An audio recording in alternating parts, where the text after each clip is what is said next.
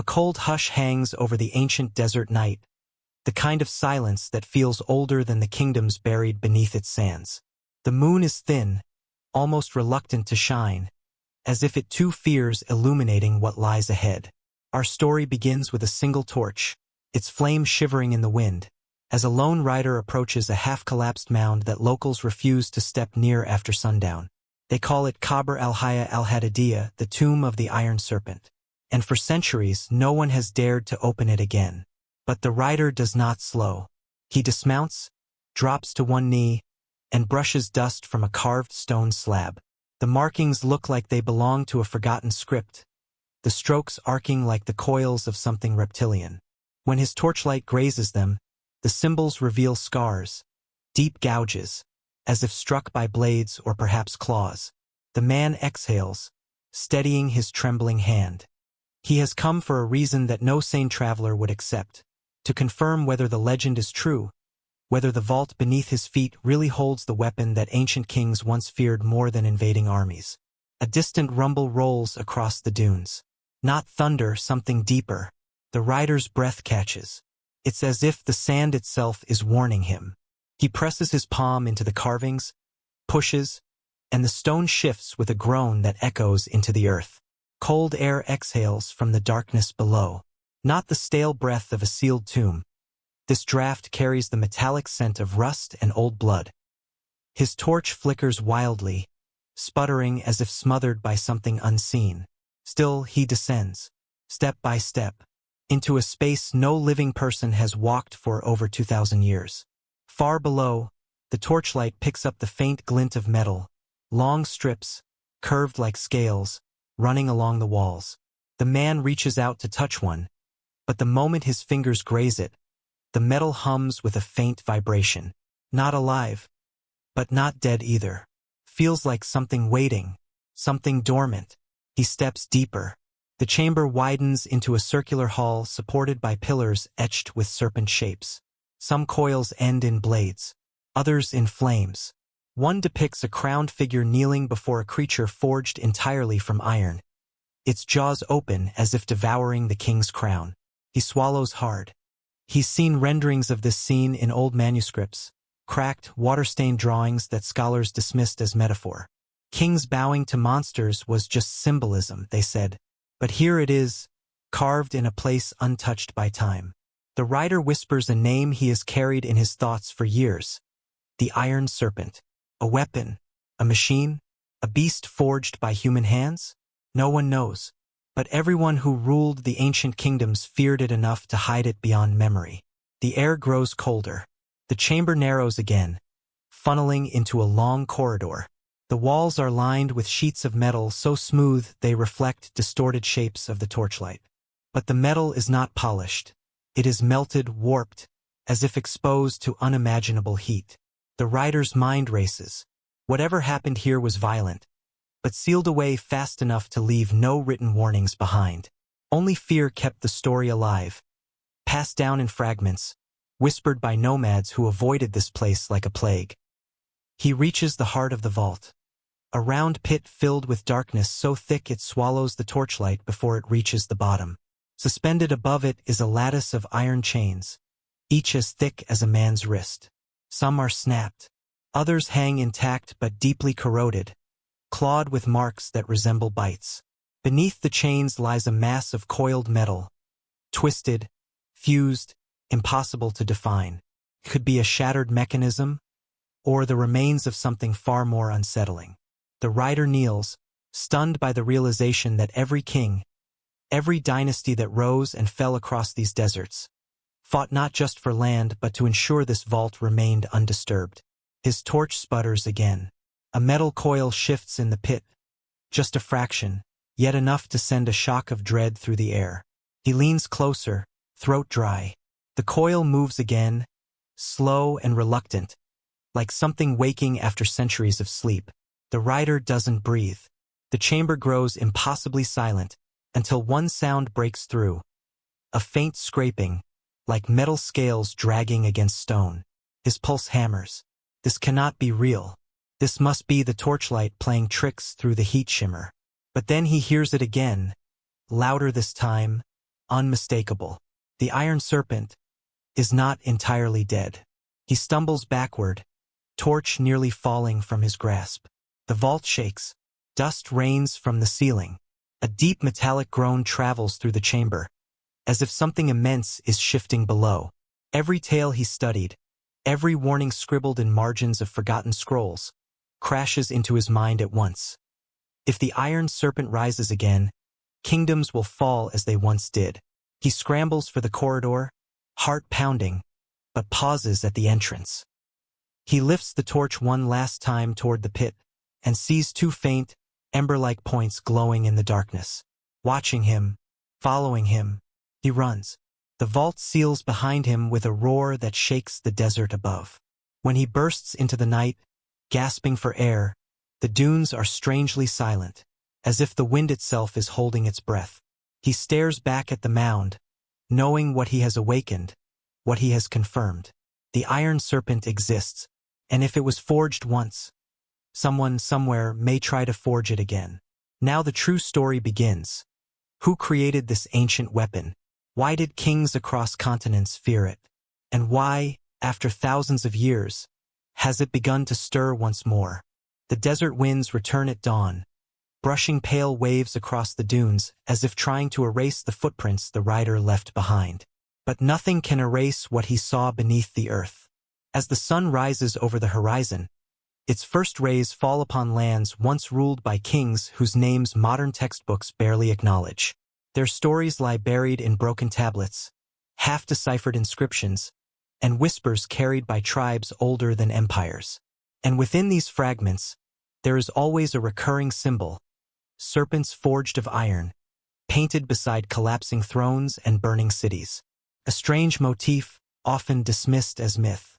But myths, as history has proven again and again, do not survive for millennia unless they hold a core of truth. Long before the vault was sealed, before the kingdoms fell into dust, the region was a crucible of power. Between the rivers, mountains, and deserts lay crossroads on which languages, armies, and gods collided. Merchants carried copper, obsidian, incense, and secrets across these lands. Along with those goods came tales that frightened even hardened warriors. They spoke of a weapon hidden beneath palaces, guarded by sacred orders, feared by kings yet never openly acknowledged. The scribes who dared record it did so in symbols, not words, as if writing its name might bring disaster upon their courts. And over time, those symbols faded from understanding, leaving behind only enigmatic drawings. Coiled metal, flames, the silhouette of something neither creature nor machine. Archaeologists who study these ancient layers often overlook the legends. They focus on pottery shards, on broken steels, on measurable artifacts. But beneath their feet lie stories passed along by wandering tribes who remember more than the ruins do. These tribes say the kings were not afraid of foreign armies. They were afraid of what their own ancestors had built. The Iron Serpent, they believed, was not merely a weapon, it was a punishment. A creation so powerful that once unleashed, no kingdom could fully control it. Its presence alone could turn triumph into ruin. For centuries, this fear shaped the rise and fall of dynasties. Kings constructed elaborate rituals, sacrifices, and oaths to ensure the vaults remained sealed. Successors inherited not only crowns but also warnings carved into bone tablets. Do not disturb the coils that sleep beneath. Yet time erodes everything, even fear. As centuries passed, new rulers dismissed these old cautions as superstition. They broke open temples, burned sacred libraries, and reshaped the land to suit their ambitions. And with each cycle of destruction, pieces of the story were lost, leaving only shreds that scholars today struggle to piece together. But every so often, an anomaly would surface. A blade forged of an alloy unknown to the region. A melted stone slab fused in patterns resembling scales. A burial mound containing fragments of metal twisted in ways metallurgy cannot explain. Each discovery raised the same question: what sort of force could leave behind such traces? And each time, researchers reached the same unsatisfying conclusion, that these artifacts belonged to no known culture and hinted at technologies beyond the era's capabilities. These anomalies puzzled not just historians but entire governments. Quietly, discreetly, various states began funding expeditions to remote deserts and forgotten ruins. Teams combed through archives searching for references to the coiled shadow, the iron fire, the serpent of kings. Most found nothing but legends, stories of a monstrous creation forged in an age when humanity believed gods walked among them. Yet, even within the most exaggerated tales, patterns emerged. The weapon always appeared during times of power struggle. It always brought catastrophic endings. And it always vanished without explanation. Now, with the writer's discovery beneath the sands, these scattered pieces suddenly align. The melted walls, the chains, the coiled mass that moved ever so slightly. They confirm what the old dynasties feared. The Iron Serpent was real. Not a metaphor, not a symbol. A creation capable of subduing kings, reshaping wars, bending the course of entire civilizations. And if such a weapon existed once, the question that echoes darkest through history is whether anyone ever mastered it, or whether every kingdom that tried was destroyed from within. The deeper scholars dig into the forgotten archives, the clearer the pattern becomes. Sudden collapses of once mighty states. Entire cities burned with no trace of invading armies. Kings who vanished from records overnight. Chronicles that skip years with only cryptic notes like, "The coils awakened," or "The sky burned iron." These are not coincidences. These are not poetic exaggerations. These are the fingerprints of something capable of inspiring awe and terror in equal measure. Something that turned rulers into shadows of themselves. And yet, for all their fear, the ancient kings did not destroy the Iron Serpent. They hid it, guarded it, passed down its secret through bloodlines. Why? What made them choose concealment over destruction? Perhaps it was greed. Perhaps it was hope that one day, in a moment of dire need, the weapon could be unleashed once more. Or perhaps the truth is far more unsettling. Perhaps they knew it could not be destroyed, only contained, only lulled into slumber beneath layers of stone, metal, and forgotten memory. But time does not stand still. Civilizations fall. Knowledge erodes. Vaults weaken. And now, after thousands of years, the serpent has shifted again. The desert trembles not with myth, but with the awakening of something forged in an age of vanished kings. Something that may not remain buried much longer. What happened in those ancient capitals? What forced entire dynasties to bury their greatest creation? And what did the kings know that we have forgotten? The answers lie in the rise of the first kingdom to wield the Iron Serpent, a kingdom whose ambition nearly consumed the world. The rise of the first kingdom that dared to command the Iron Serpent did not begin with glory. It began with desperation. An era when famine, drought, and warring tribes carved the land into fragments. Before the kingdom forged its name in stone, it was nothing more than a scattering of villages clinging to survival along a dying river. The soil had hardened into clay, crops withered, and raids from neighboring clans grew relentless. Every few nights, fires lit the horizon as settlements were sacked for grain that no longer existed. People whispered that the gods had abandoned them. And in this vacuum of hope, a single figure emerged who would change the fate of the region forever. A young heir named Ashuran. Ashuran was not born into power, he inherited tragedy. His father, the last chieftain of their fractured clan, fell in a skirmish that shattered what little unity remained. At barely 17, Ashuran stood before a crowd weary from starvation and fear. He spoke not of revenge or conquest but of unearthing the strength buried beneath our feet. At the time, no one understood what he meant. They assumed it was the kind of poetic hope leaders offer when reality is bleak. But Ashuran was speaking literally. He had discovered something in an old stone chamber while hiding from raiders days earlier.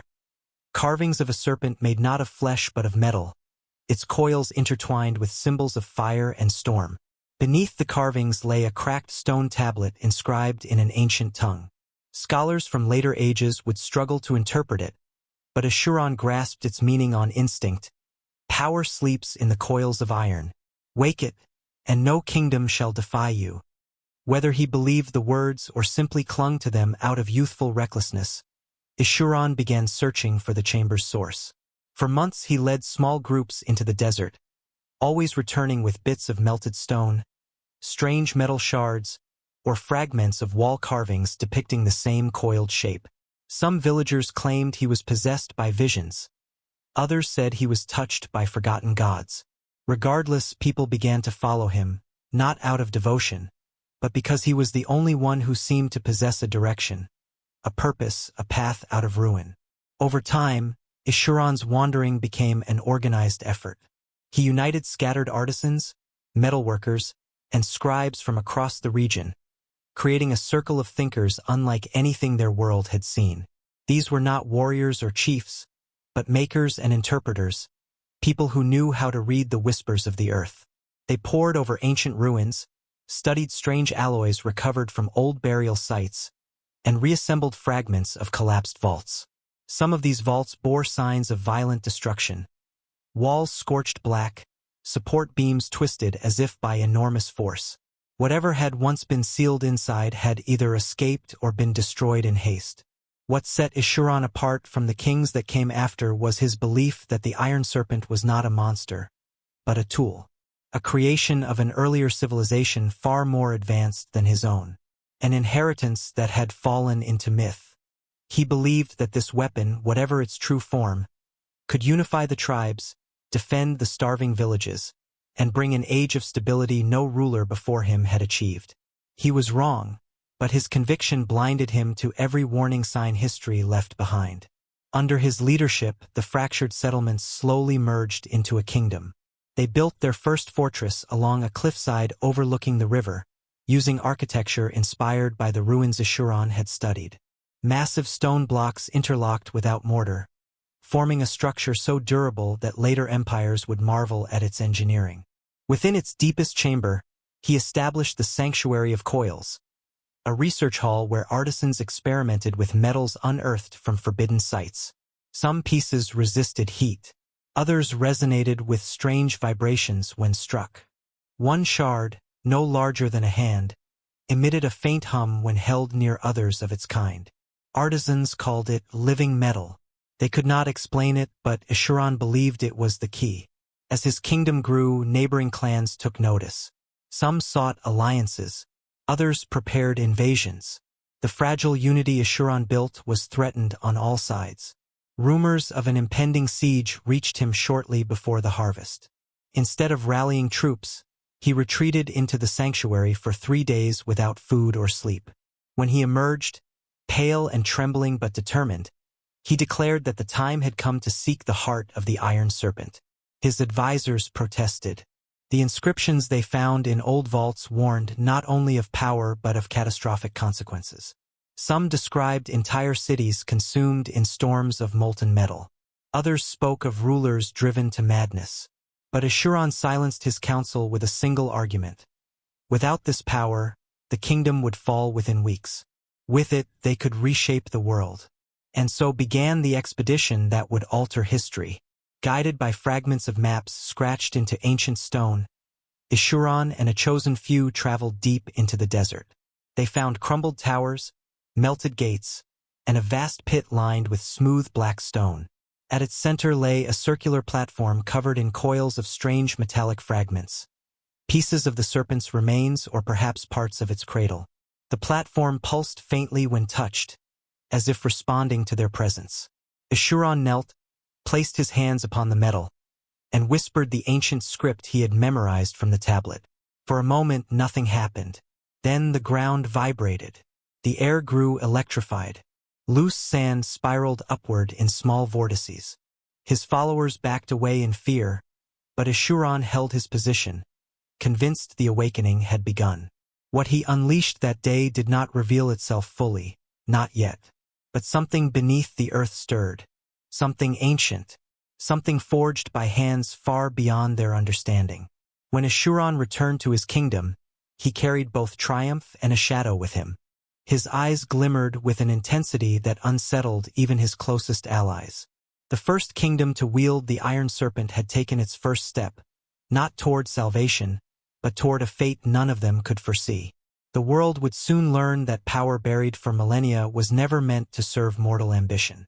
And the serpent, once awakened, never truly slept again. The days following Ashuran's return were filled with a kind of tension the kingdom had never experienced before. People sensed it in the air, in the sudden stillness before dawn, in the way the birds flew in erratic patterns, in the metallic taste that clung to the wind as though the desert itself had been scorched. The young king withdrew from public view, spending long hours in the sanctuary of coils, speaking only to his artisans and scribes. Rumors spread wildly. Some claimed he returned from the desert with a relic that glowed like embers. Others said they had seen strange lights flickering near the fortress at night, like fire trapped inside iron. But the truth was far stranger than any rumor. Ashuran had brought back two objects from the desert pit. One was a triangular fragment of metal, thin, cold, and impossibly smooth. The other was a small, spiral-shaped core no larger than a fist. When exposed to fire, the core vibrated and emitted a faint, pulsating glow that sent shivers through anyone who witnessed it. The artisans believed the two objects were pieces of something much larger, parts of the serpent's internal structure, components of a mechanism too complex for their world. But Ashuran believed they were keys. The sanctuary became a place of feverish activity.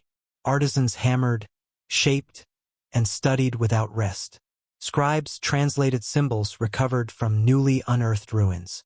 Even priests, once forbidden from touching metal believed to belong to ancient gods, joined the effort after Ashuran convinced them the serpent was a divine gift. For months, the kingdom worked in secret, constructing something vast within the fortress's deepest cavern. The entrance was sealed from the outside, guarded by elite warriors sworn to secrecy. Only Ashuran and his most trusted circle were allowed inside. At night, laborers reported hearing strange metallic echoes, clanging, grinding, and the low hum of something awakening. Outside the fortress, the kingdom began changing. Fields that once struggled to grow even sparse crops now overflowed with workers building new irrigation channels. Stone roads extended outward like veins. Villagers spoke of Ashuran as a man chosen by fate. Yet there was an unease beneath their admiration. Old women whispered that Ashuran's shadow no longer matched his movements. Children claimed they heard faint rattling sounds beneath the ground when they stood near the fortress walls. Some believed it was the sound of soldiers practicing. Others knew deep down that it was something else.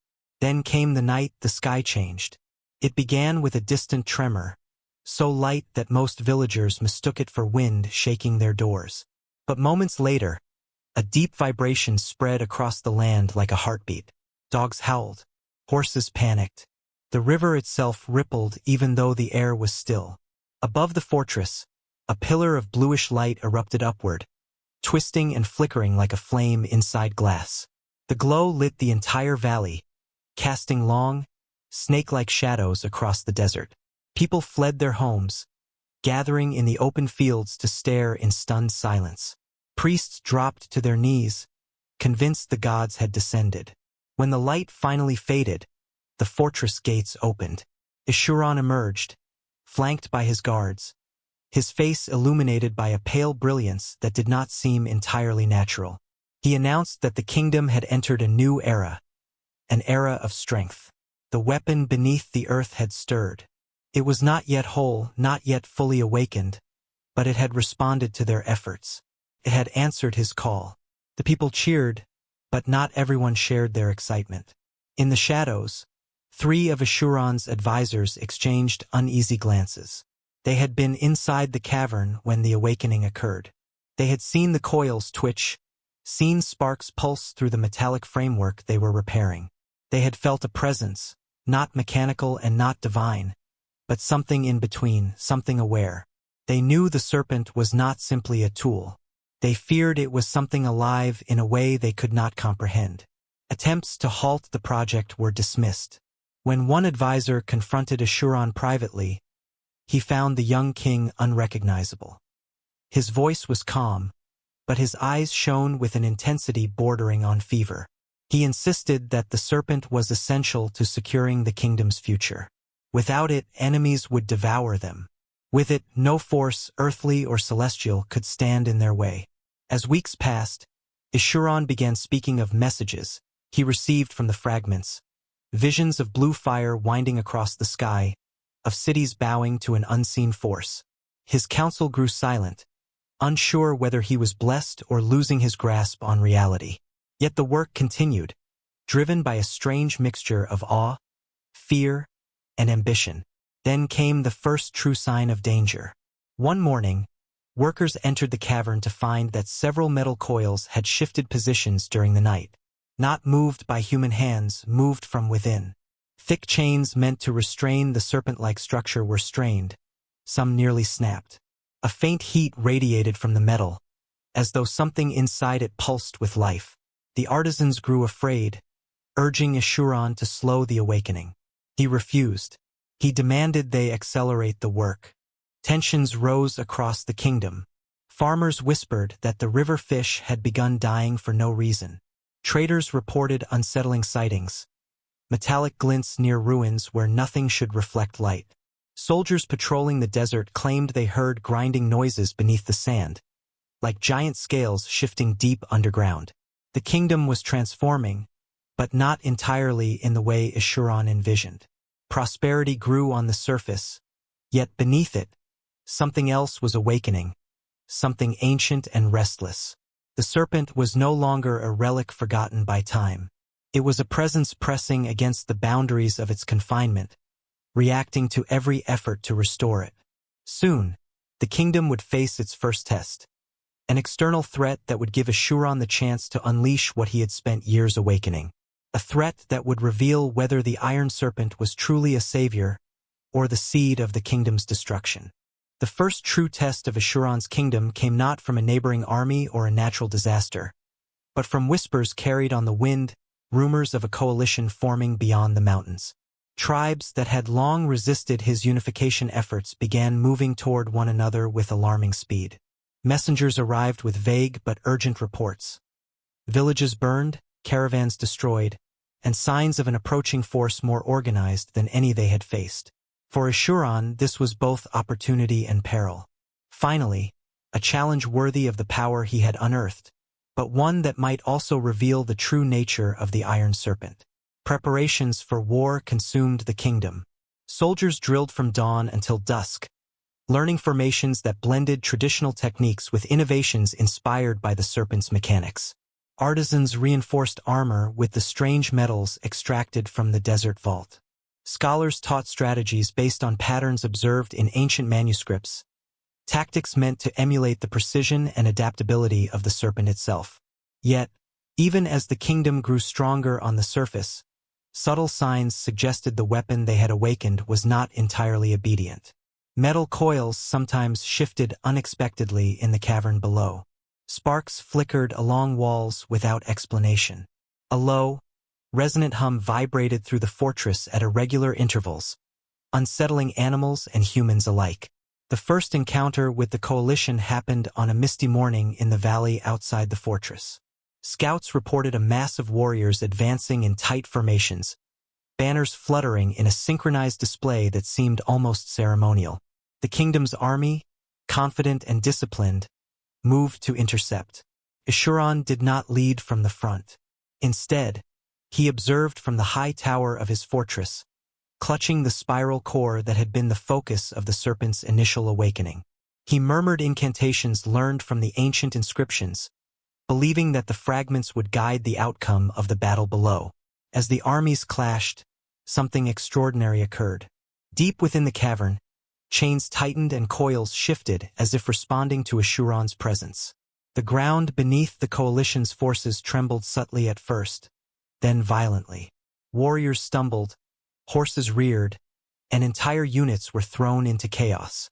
Dust and sand rose into the sky, forming a haze that obscured the serpent's effects from distant eyes. The fragments pulsed brighter, sending waves of resonance through the fortress. Ishuran's advisors, initially skeptical, watched in awe and fear. It was clear, the weapon was influencing the battlefield, reacting to his will and his fear in equal measure. Yet this demonstration of power came at a cost. Soldiers reported hearing voices in the hum of the metal, soft, commanding, unintelligible but persuasive, urging them to act in ways that defied logic. Some experienced visions, flashes of fire, serpents coiling over cities, kings kneeling before impossible machines. Panic spread in pockets across the army, revealing a truth Eschuron had not fully anticipated. The Iron Serpent did not merely amplify human strength. It amplified human emotion, drawing out fear, greed, and ambition alike. The coalition, sensing the disruption, faltered. Units broke formation, leaders shouted in confusion, and the desert itself seemed to conspire against them. By mid-morning, what had begun as a conventional battle transformed into something unnatural. Horses collapsed without injury, banners twisted in impossible shapes, and the air shimmered with a metallic resonance that made it difficult to breathe. Eschuron, realizing the serpent's influence was growing beyond his control, hesitated for the first time. He had thought the weapon would ensure victory without question. Instead, it acted with a will of its own, unpredictable and terrifying. Despite the chaos, the kingdom emerged victorious. The coalition disbanded, retreating into the mountains with heavy losses. Survivors spoke of the ground rising beneath them, of whispers carried by the wind, of an invisible force that struck without mercy. They returned home with stories that would become legend, tales of a weapon that could manipulate armies without a single soldier wielding a sword. But within Eschuron's fortress, triumph was tinged with dread. The serpent had performed as promised, but it had also revealed a truth that could not be ignored. The power he commanded was not entirely human. It had a consciousness, subtle yet undeniable, that was now entwined with his own destiny. In the aftermath, the kingdom celebrated. Eschuron was hailed as a visionary, a ruler chosen by fate and divine insight. Yet even in the midst of revelry, whispers circulated among the advisors. They noted the subtle but alarming changes in their king. His gaze lingered too long on the coiled fragments, his voice carried a resonance that seemed to echo the hum of the serpent, and his decisions became increasingly influenced by visions no one else could interpret. Some feared he had formed a bond with the weapon that went beyond mere control, a bond that could compromise his humanity. The victory also drew attention from far beyond the desert. Ambassadors and spies from distant lands arrived, some seeking alliances, others attempting to uncover the secret behind the serpent's power. Eschuron, aware of the growing scrutiny, began to realize that the Iron Serpent was no longer simply a tool for defending his kingdom. It had become a beacon, a legend in the making, attracting forces that could either cement his legacy or destroy everything he had built. The stakes had escalated. The awakening had begun, but the consequences were only beginning to unfold. In the quiet hours of the night, beneath the fortress, the coils of the Iron Serpent shifted again. A low, vibrating hum filled the cavern, echoing like a heartbeat across the stone walls. It was a reminder that the weapon had its own rhythm, its own will, and its own patience. Eschuron understood, with a mixture of awe and fear, that the victory outside was only the first chapter. The true challenge lay ahead, not on the battlefield, but in mastering a force older and far more cunning than any mortal mind. The Iron Serpent had awoken, and now it would demand more than allegiance. It would demand obedience, or it would take control itself. The victory against the coalition solidified Eschuron's reign, but it also marked the beginning of a transformation that no one could have predicted. The kingdom, once fractured and desperate, began to prosper in ways that seemed almost unnatural.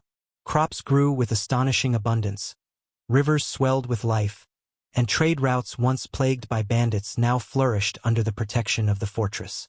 Yet beneath the surface of prosperity, subtle disturbances hinted that the Iron Serpent was no ordinary weapon. Its presence changed the land itself, bending reality in ways scholars and soldiers alike struggled to comprehend. Eschuron became a figure of awe and apprehension. His appearance had grown gaunt, almost ethereal, as if the relentless energy of the serpent was consuming him from within. His eyes, once sharp and calculating, now reflected a strange luminescence that unnerved even his closest advisors. They whispered that he no longer slept, Or if he did, it was only for moments, and in those brief slumbers, he spoke aloud in tongues none could recognize. Yet when he moved among the people, he carried an aura of authority so powerful that dissent was unthinkable. The populace revered him as both king and oracle, believing his connection to the Iron Serpent granted him insight beyond mortal comprehension. The artisans and scribes who worked alongside him began to notice subtle changes in their own work. Metals they once handled with confidence now reacted unpredictably, vibrating with unseen currents, shifting shapes as if guided by a hidden intelligence. Blue sparks leapt from instruments without provocation, and some coils in the vault moved even when no one approached. Scholars argued over the nature of the phenomenon, some insisting it was advanced metallurgy, others convinced it was magical. But all agreed that the serpent was more than a mere construct. It was alive in some sense, attuned to thought, emotion, and intention. As the kingdom grew stronger, external powers took note. Envoys arrived from distant lands, ostensibly to form alliances, though many sought to uncover the secret of the serpent for themselves. Some brought gifts of gold, spices, and rare metals. Others arrived with veiled threats, their eyes fixed on the fortress that now seemed impregnable. Eschuron received them with measured calm, aware that any misstep could trigger conflict. Yet he also understood that the serpent, if fully awakened, could act as a deterrent unlike anything seen before. It was a silent, coiled predator, waiting beneath the stone to enforce his will. But the serpent demanded more than admiration. Its influence on Eschuron became increasingly apparent. Decisions once guided by reason and strategy now bore the imprint of instinctive responses, as if the weapon's consciousness whispered suggestions directly into his mind. Advisors noticed subtle shifts in their king's demeanor. He would pause mid-conversation, staring blankly at the coils below the sanctuary, murmuring phrases that carried an urgency beyond understanding. He became increasingly secretive, restricting access to the vault and allowing only a select inner circle to witness the serpent's movements. Even those trusted artisans began to feel the weight of its presence, as if the coils themselves judged their every action. The first incident that confirmed the serpent's autonomy occurred one morning when a section of the vault collapsed without warning. A massive chain snapped, sending shards of metal clattering into the pit below. Workers ran in panic, expecting disaster, but the serpent's structure had shifted to absorb the shock. No one was harmed. When Eschuron descended into the vault, he found the coils rearranged, forming a pattern unlike anything he had designed. He traced the shapes with his fingers, realizing with a mix of fear and awe that the serpent was capable of intentional modification, adapting its own structure to circumstances he could barely perceive. This revelation sent ripples of unease through the kingdom. Some advisors argued for caution, suggesting that a weapon capable of self-guidance was inherently dangerous, that it might one day act against its masters. Others dismissed the concerns, confident that Eschuron's bond with the serpent would ensure its obedience. But even they could not ignore the subtle signs.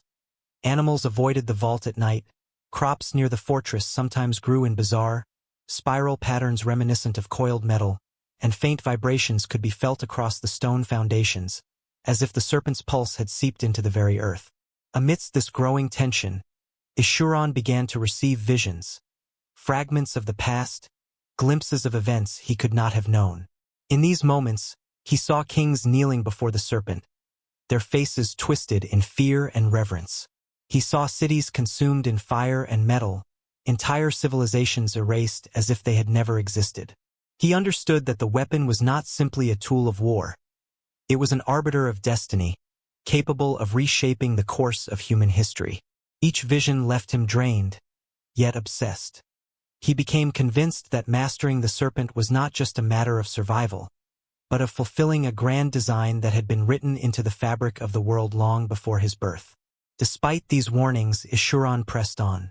He ordered the construction of new chambers within the fortress, designed to house and study the serpent more comprehensively. Engineers and artisans worked tirelessly, their creations responding unpredictably to the presence of the coils. Some instruments produced sounds that resonated like voices. Others emitted light patterns that seemed to communicate without words. The lines between tool, machine, and living entity blurred, and the kingdom became a crucible of experimentation, ambition, and unease. And yet, with all its marvels and mysteries, the kingdom's stability remained fragile. Whispers of rebellion stirred in distant provinces, fueled by fear of the unknown. Envoys from foreign lands grew more aggressive in their inquiries. Merchants reported strange occurrences along trade routes. Caravans disrupted by inexplicable tremors, animals behaving erratically, and rumors of people vanishing near ruins connected to the serpent's history. The message was clear. The awakening of the Iron Serpent had not gone unnoticed. Its influence extended far beyond the fortress, touching the lives of anyone who dwelled in its shadow. Ishuran's realization was stark and unavoidable. Power of this magnitude was not merely a blessing. It was a responsibility that no human mind could fully comprehend. The serpent was alive, intelligent, and increasingly aware of its own potential. Every day, its presence shaped the kingdom, guided his decisions, and influenced the fate of all who lived within its reach. The lines between man and weapon, ruler and creation were blurring. And as the world watched unknowingly, the Iron Serpent prepared for its next act. A step that would test not just the kingdom, but the very essence of human ambition and fear. The serpent's influence over the kingdom became impossible to ignore. Every morning, the fortress awoke not with the sound of human activity, but with a low, resonant vibration that seemed to emanate from the earth itself. Windows rattled, doors shook, and the very air carried a metallic tang that clung to the skin and lungs of anyone near the sanctuary. The people, though prosperous, began to speak in hushed tones about the heartbeat beneath the stone. Travelers and traders reported strange phenomena. Distant tremors timed perfectly with Ishuran's movements, and caravans traveling near the vault would find their compasses spinning erratically, as though the earth itself had lost its orientation. Some swore they had seen coils of metal glimmering beneath the sand, moving with an impossible intelligence. Fear and awe entwined in a delicate balance, for the kingdom flourished even as it trembled under the weight of its own guardian. Ishuran, increasingly consumed by the serpent, spent his days and nights in near isolation, surrounded only by the closest artisans and scribes. He had begun to study the patterns of the coils as if they were living beings, observing their subtle shifts, listening to their faint hums, and interpreting flashes of light that pulsed across the metallic surfaces. To him, the serpent was no longer a weapon. It was a teacher, a force that conveyed knowledge far beyond human understanding. He recorded every observation in meticulous notes, sketching diagrams of the coils and chains, attempting to understand how it responded to thought, emotion, and energy. Every so often, the serpent would react violently to missteps, sending sparks and vibrations that threw the chamber into chaos. One false movement could leave a worker unconscious. One improper strike of a hammer could alter the serpent's configuration entirely. The kingdom's neighbors began to grow restless. Reports reached Ishuran that distant rulers had begun mobilizing armies, inspired by rumors of his unprecedented power. Envoys arrived with veiled threats and bribes, each seeking to either ally with or steal the secret of the serpent. Ishuran listened carefully to each message, yet he increasingly relied on the guidance of the serpent rather than counsel from human advisors. Decisions that once required debate and deliberation were now made after consulting the patterns, vibrations, and whispers emanating from the vault. His council watched in silence, some with awe, others with growing unease, for the king had begun to resemble the very weapon he controlled. Calculated, intense, and increasingly untethered from ordinary human concerns.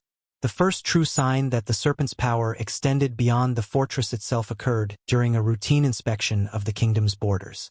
Farmers working in distant fields reported seeing the ground ripple in waves that seemed alive. Animals fled without explanation, and simple stone tools bent and twisted when placed near certain deposits of the metallic fragments the artisans had scattered across the land.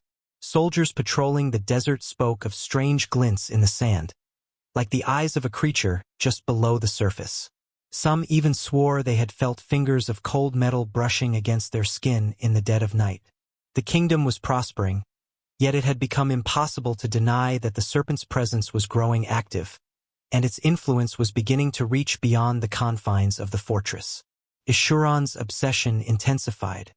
He became convinced that the serpent could do more than defend the kingdom. It could reshape the very fabric of human ambition. In private, he spoke to the coils as though they were conscious beings, asking questions, offering commands, and recording the responses he interpreted from vibrations, light, and the movement of chains. There were nights when the chamber would shake violently, dust raining from the stone ceiling, and the hum of metal would rise to a near-deafening pitch. Yet Eshuran persisted, believing that each disturbance was not a warning, but a lesson. He was determined to awaken the serpent fully, to harness its power in a way no king had ever achieved. Meanwhile, the kingdom's prosperity became a double-edged sword. Trade routes thrived as distant cities sought the stability the fortress provided. But with increased attention came scrutiny. Spies, disguised as merchants or scholars, attempted to observe the fortress and the patterns of the serpent. Some vanished without a trace. Others returned with stories of corridors that seemed to shift, of metal that moved of its own accord, and of the soft, insistent hum that grew louder the closer they approached the sanctuary. Tales of the kingdom's guardians spread across continents, attracting both awe and fear. The Iron Serpent had become more than a weapon. It was a legend in real time, a force that reshaped the very perception of power.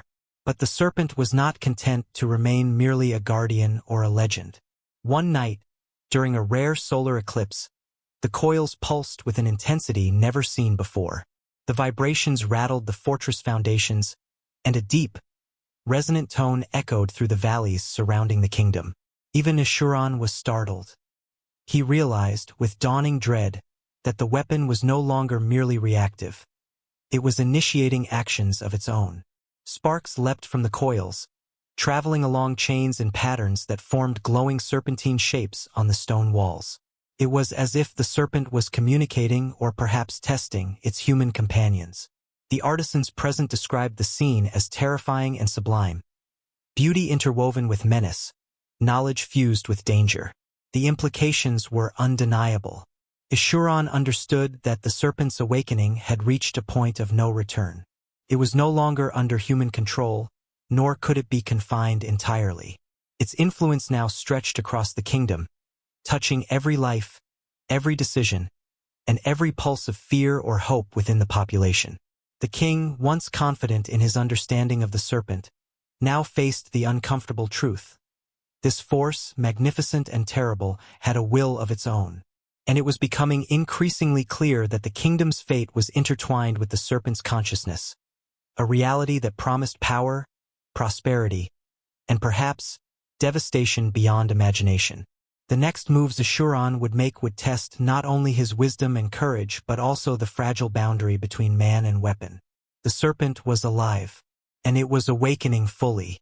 The first true test of Eshuran's mastery over the Iron Serpent came in the form of a rebellion he had not anticipated, a rebellion born not from external enemies, but from within his own kingdom. Whispers of discontent had been growing quietly in distant provinces, fueled by fear of the unknown and suspicion of the king's increasingly erratic behavior.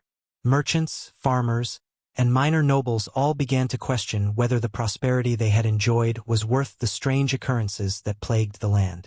Rivers no longer flowed with predictable patterns, crops sometimes grew in impossible spirals, and animals in the forests surrounding the kingdom behaved unnaturally, avoiding certain areas as if something alive lurked beneath. And the people, who once marveled at Eshuran's connection to the serpent, now began to murmur that the king was no longer fully human, possessed, perhaps, by the power he sought to command. The rebellion began subtly at first. Local governors refused to follow orders, claiming that the serpent's influence had clouded the king's judgment. Caravan leaders defied directives, claiming their animals were spooked by unseen forces. Then came the acts of sabotage. Tools left mysteriously broken, supplies redirected, and at least one small settlement set ablaze during the night, with no evidence pointing to an invader.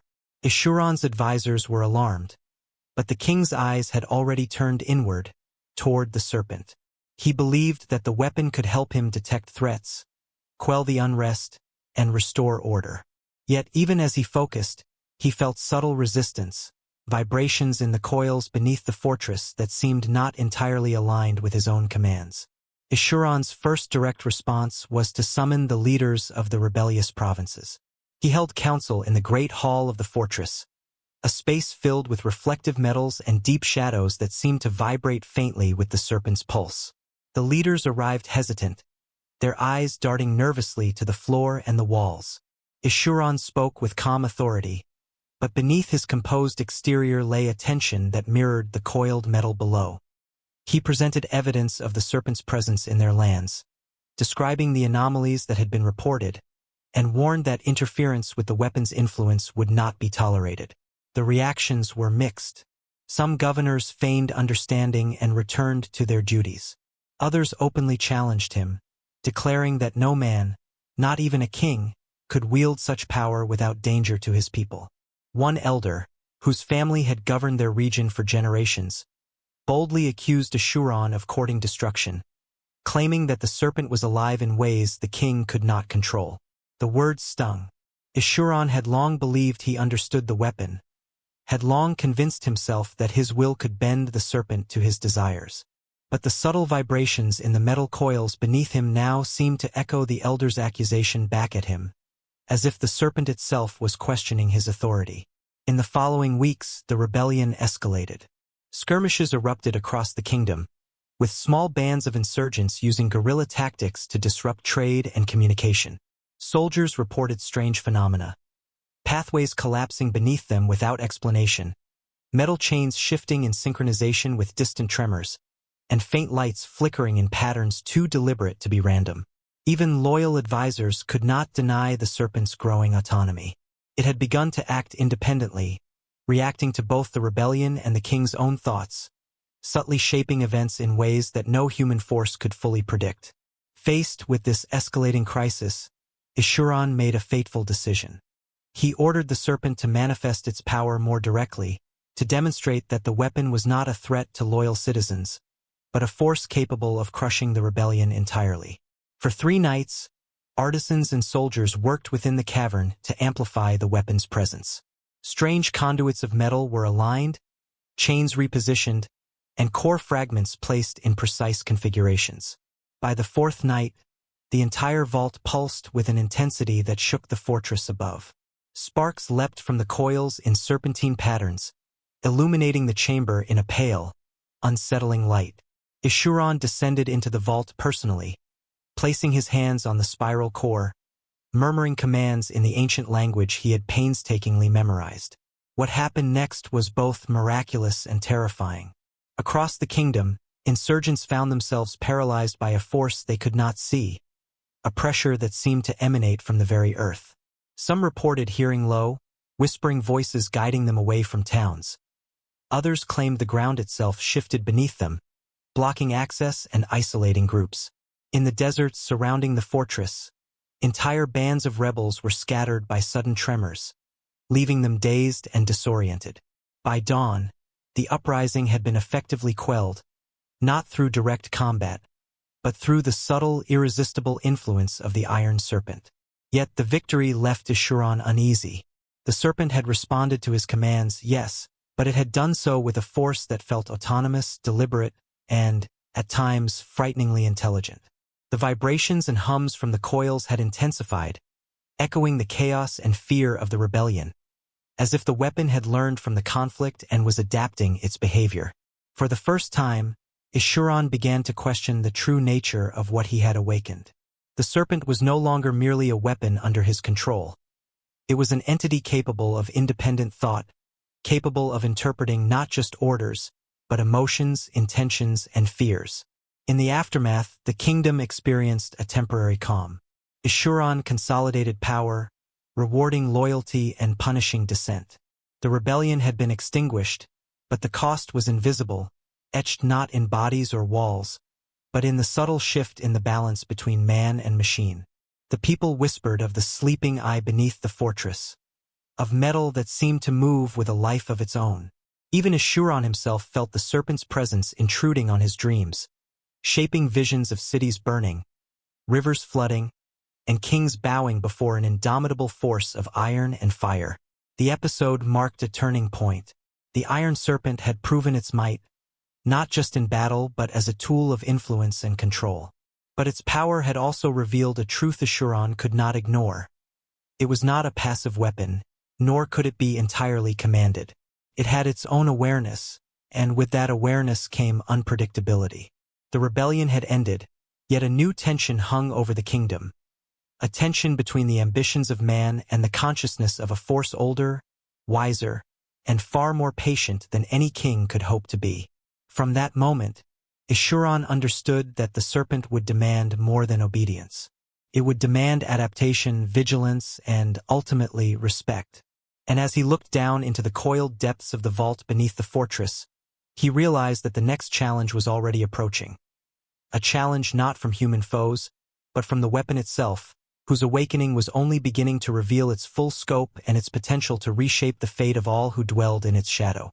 The aftermath of the rebellion left Asurron's kingdom in an uneasy equilibrium, a delicate balance between awe and fear.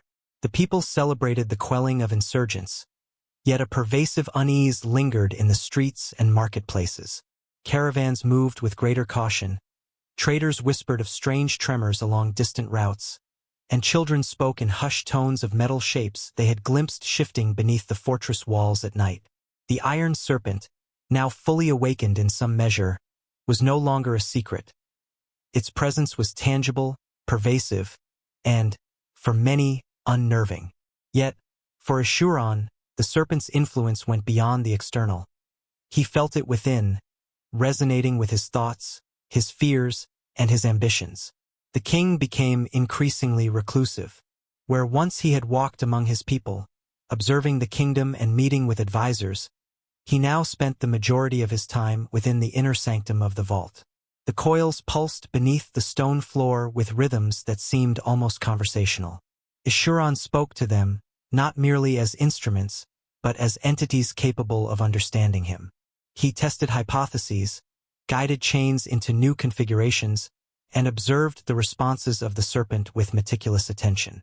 Each shift of metal, each subtle vibration, provided insight into the weapon's consciousness, or what he believed to be its consciousness. Over time, he realized that it could sense more than his commands. It could perceive intentions, detect hesitation, and respond to fear. The serpent was learning, and its intelligence was growing. Outside the fortress, neighboring powers grew wary. Rumors of a weapon capable of controlling armies without swords or shields spread like wildfire. Envoys arrived from distant lands, some with offers of alliance, others with subtle threats. They sought to understand the nature of the serpent, to determine if it could be replicated, tamed, or destroyed. Asurron received them with practiced calm, but inside, he knew the truth. The Iron Serpent was singular, a creation of a forgotten age, and no one could control it without consequences. Its power was absolute, its influence far-reaching, and its intelligence subtle yet undeniable. The king understood that while humans could fear it, they could never truly dominate it. In the weeks that followed, Asurron began to notice phenomena that defied explanation. Crops grew in spirals echoing the serpent's coiled form. Rivers shifted slightly overnight, carving channels that mirrored patterns found in the vault. Animals behaved as though guided by unseen hands, avoiding certain areas while flocking to others. These signs indicated that the serpent's influence extended beyond the stone chambers and into the very earth of the kingdom. Scholars and artisans debated whether these occurrences were natural, mystical, or a direct consequence of the weapon's awakening. Most agreed on one thing: the Iron Serpent was alive in ways no human had previously imagined. The king's personal bond with the serpent deepened. He began to experience visions during meditation. Flashes of ancient cities consumed by fire, kings kneeling before coils of metal, entire armies rendered helpless by invisible forces. These visions provided guidance but also instilled unease. Asurron recognized patterns in history, linking the rise and fall of forgotten civilizations to the presence of similar weapons or structures. Each revelation reinforced the notion that the Iron Serpent was not a simple tool of war. It was an arbiter of destiny, shaping the rise and fall of empires according to rules beyond human comprehension. As the serpent's influence grew, Escharon initiated projects to expand the fortress and deepen its connection to the weapon. New chambers were constructed to house intricate networks of metal conduits, channels designed to channel vibrations and energies more efficiently. Artisans experimented with alloys that resonated with the coils, seeking to amplify or control its influence.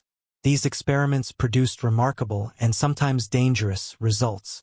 Sparks and flames occasionally erupted without warning, chains twisted into new configurations overnight, and workers reported hearing whispers and seeing lights moving through the darkness as if the weapon itself was testing them.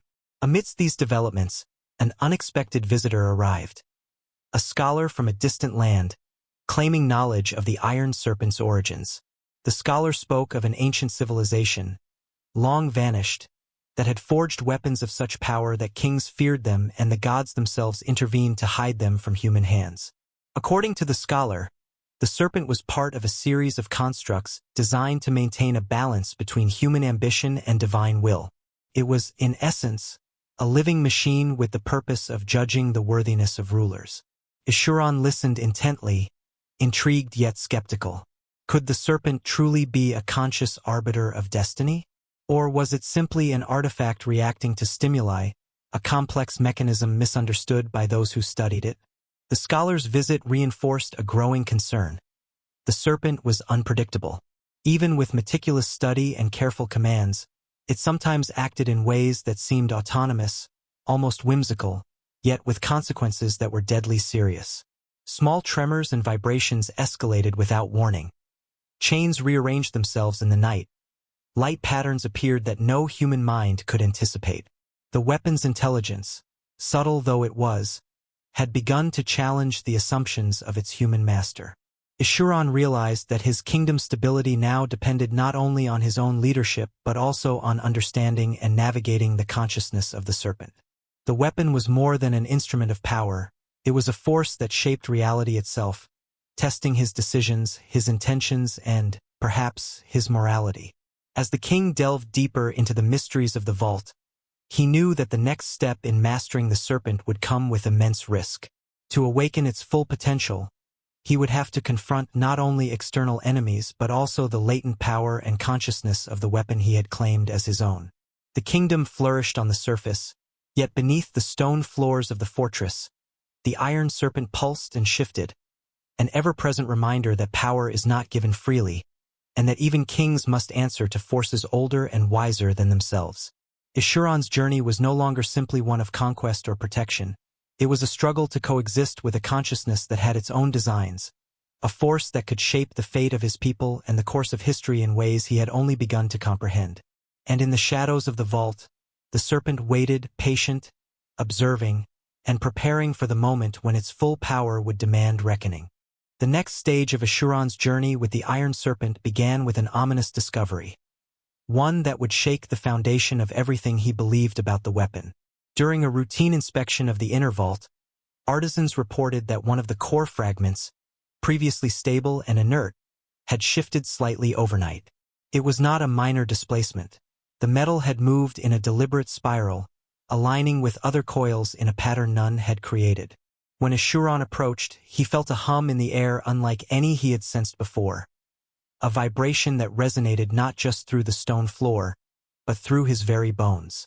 The serpent was communicating, and it had done so in a way that suggested intelligence far beyond what he had imagined. This realization struck Escharon with both awe and terror. For years, he had treated the Iron Serpent as a tool, a weapon to secure his kingdom and crush threats.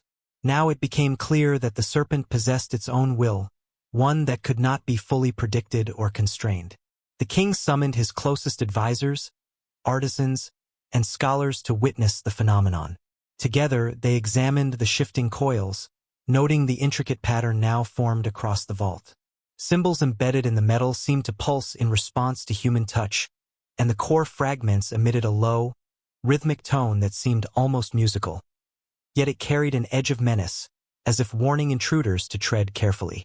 The implications were staggering.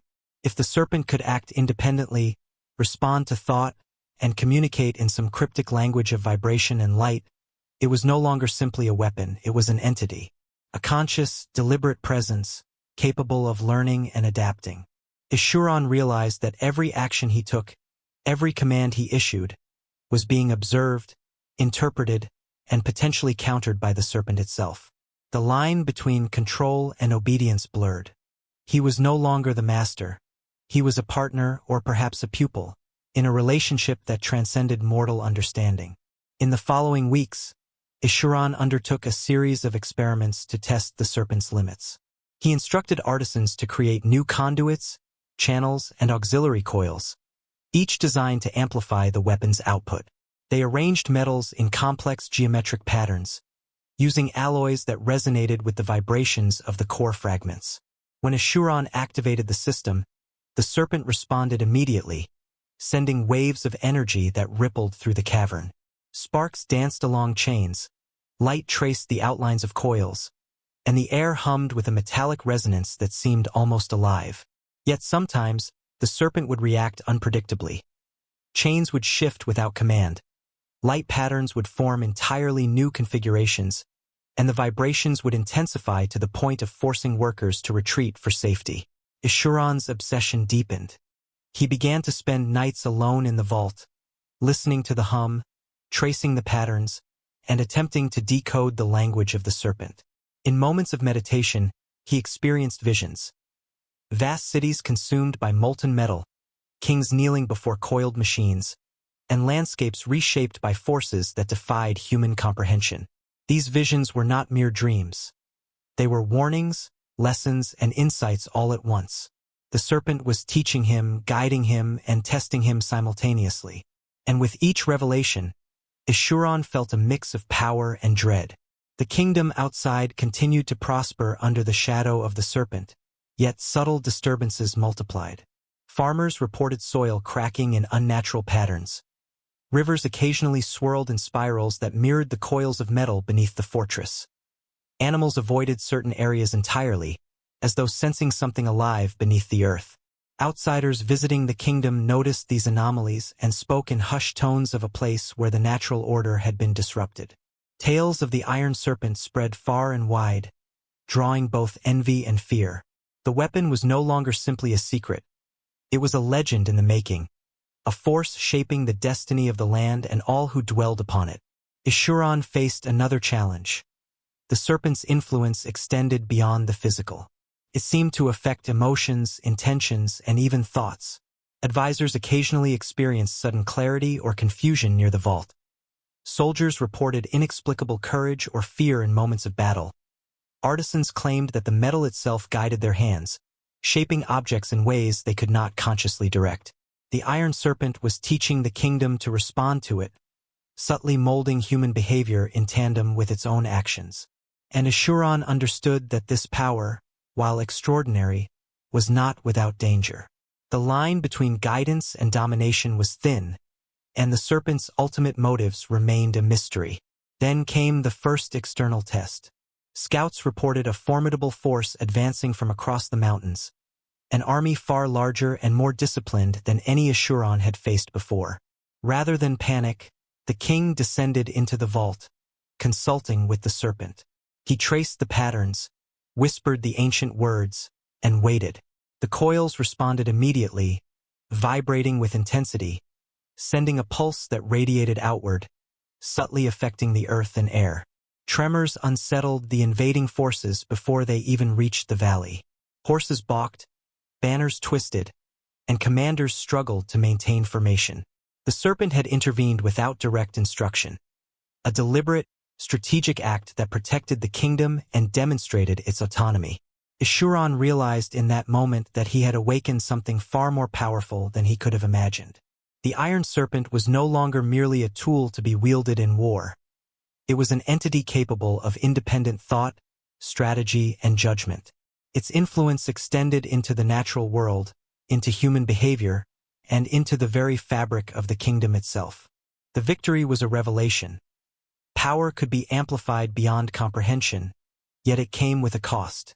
Obedience was no longer guaranteed, and the serpent's motives were inscrutable. As night fell over the fortress, Ishuran stood above the vault, staring down at the coiled metal pulsing faintly in the dim light. The serpent's hum echoed in his ears like a heartbeat, a reminder that the weapon was alive, aware, and learning. He understood that the true challenge had only just begun, mastering a force older, wiser, and more cunning than any human mind. And he knew, with a mixture of exhilaration and dread, that the next steps would determine not just the fate of the kingdom, but the fate of all who lived under the shadow of the Iron Serpent. The victory against the advancing army cemented Ishuran's status as a king of unprecedented power, yet it also marked a turning point in the relationship between man and machine.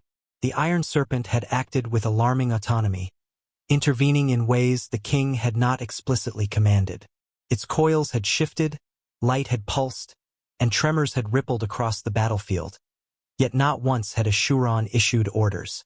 He realized with a mixture of awe and unease that the weapon was learning, adapting, and perhaps even judging. The implications were staggering. He did not merely control the serpent. He was part of a symbiosis with a force older, smarter, and far more patient than any human mind. In the days that followed, Ishuran devoted himself entirely to understanding this new dynamic. He secluded himself within the vault, observing patterns, vibrations, and subtle shifts in the coils. The weapon responded differently depending on who approached, who touched the metal, and even the mood of the king. Artisans noted that attempts to replicate or manipulate its energy without Ishuran's presence often failed, producing sparks, bursts of heat, or erratic movements that could injure the unwary. It became clear that the serpent's consciousness, if it could be called that, was intertwined with Ishuran's own perception and will.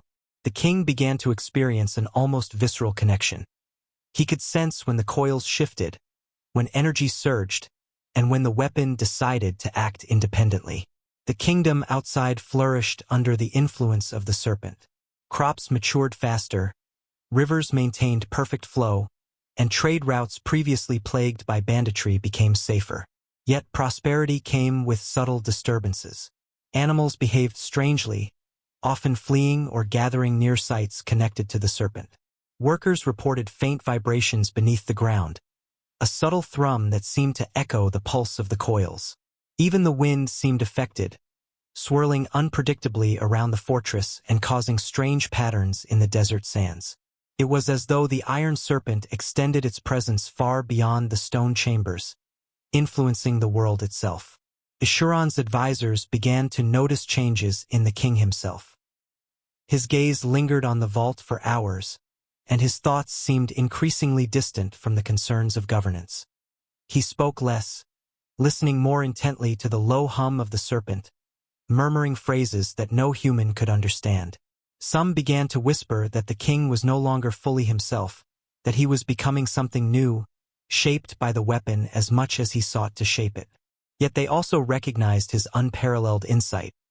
He predicted weather patterns, diplomatic moves, and enemy actions with uncanny accuracy, as if the serpent itself fed him knowledge.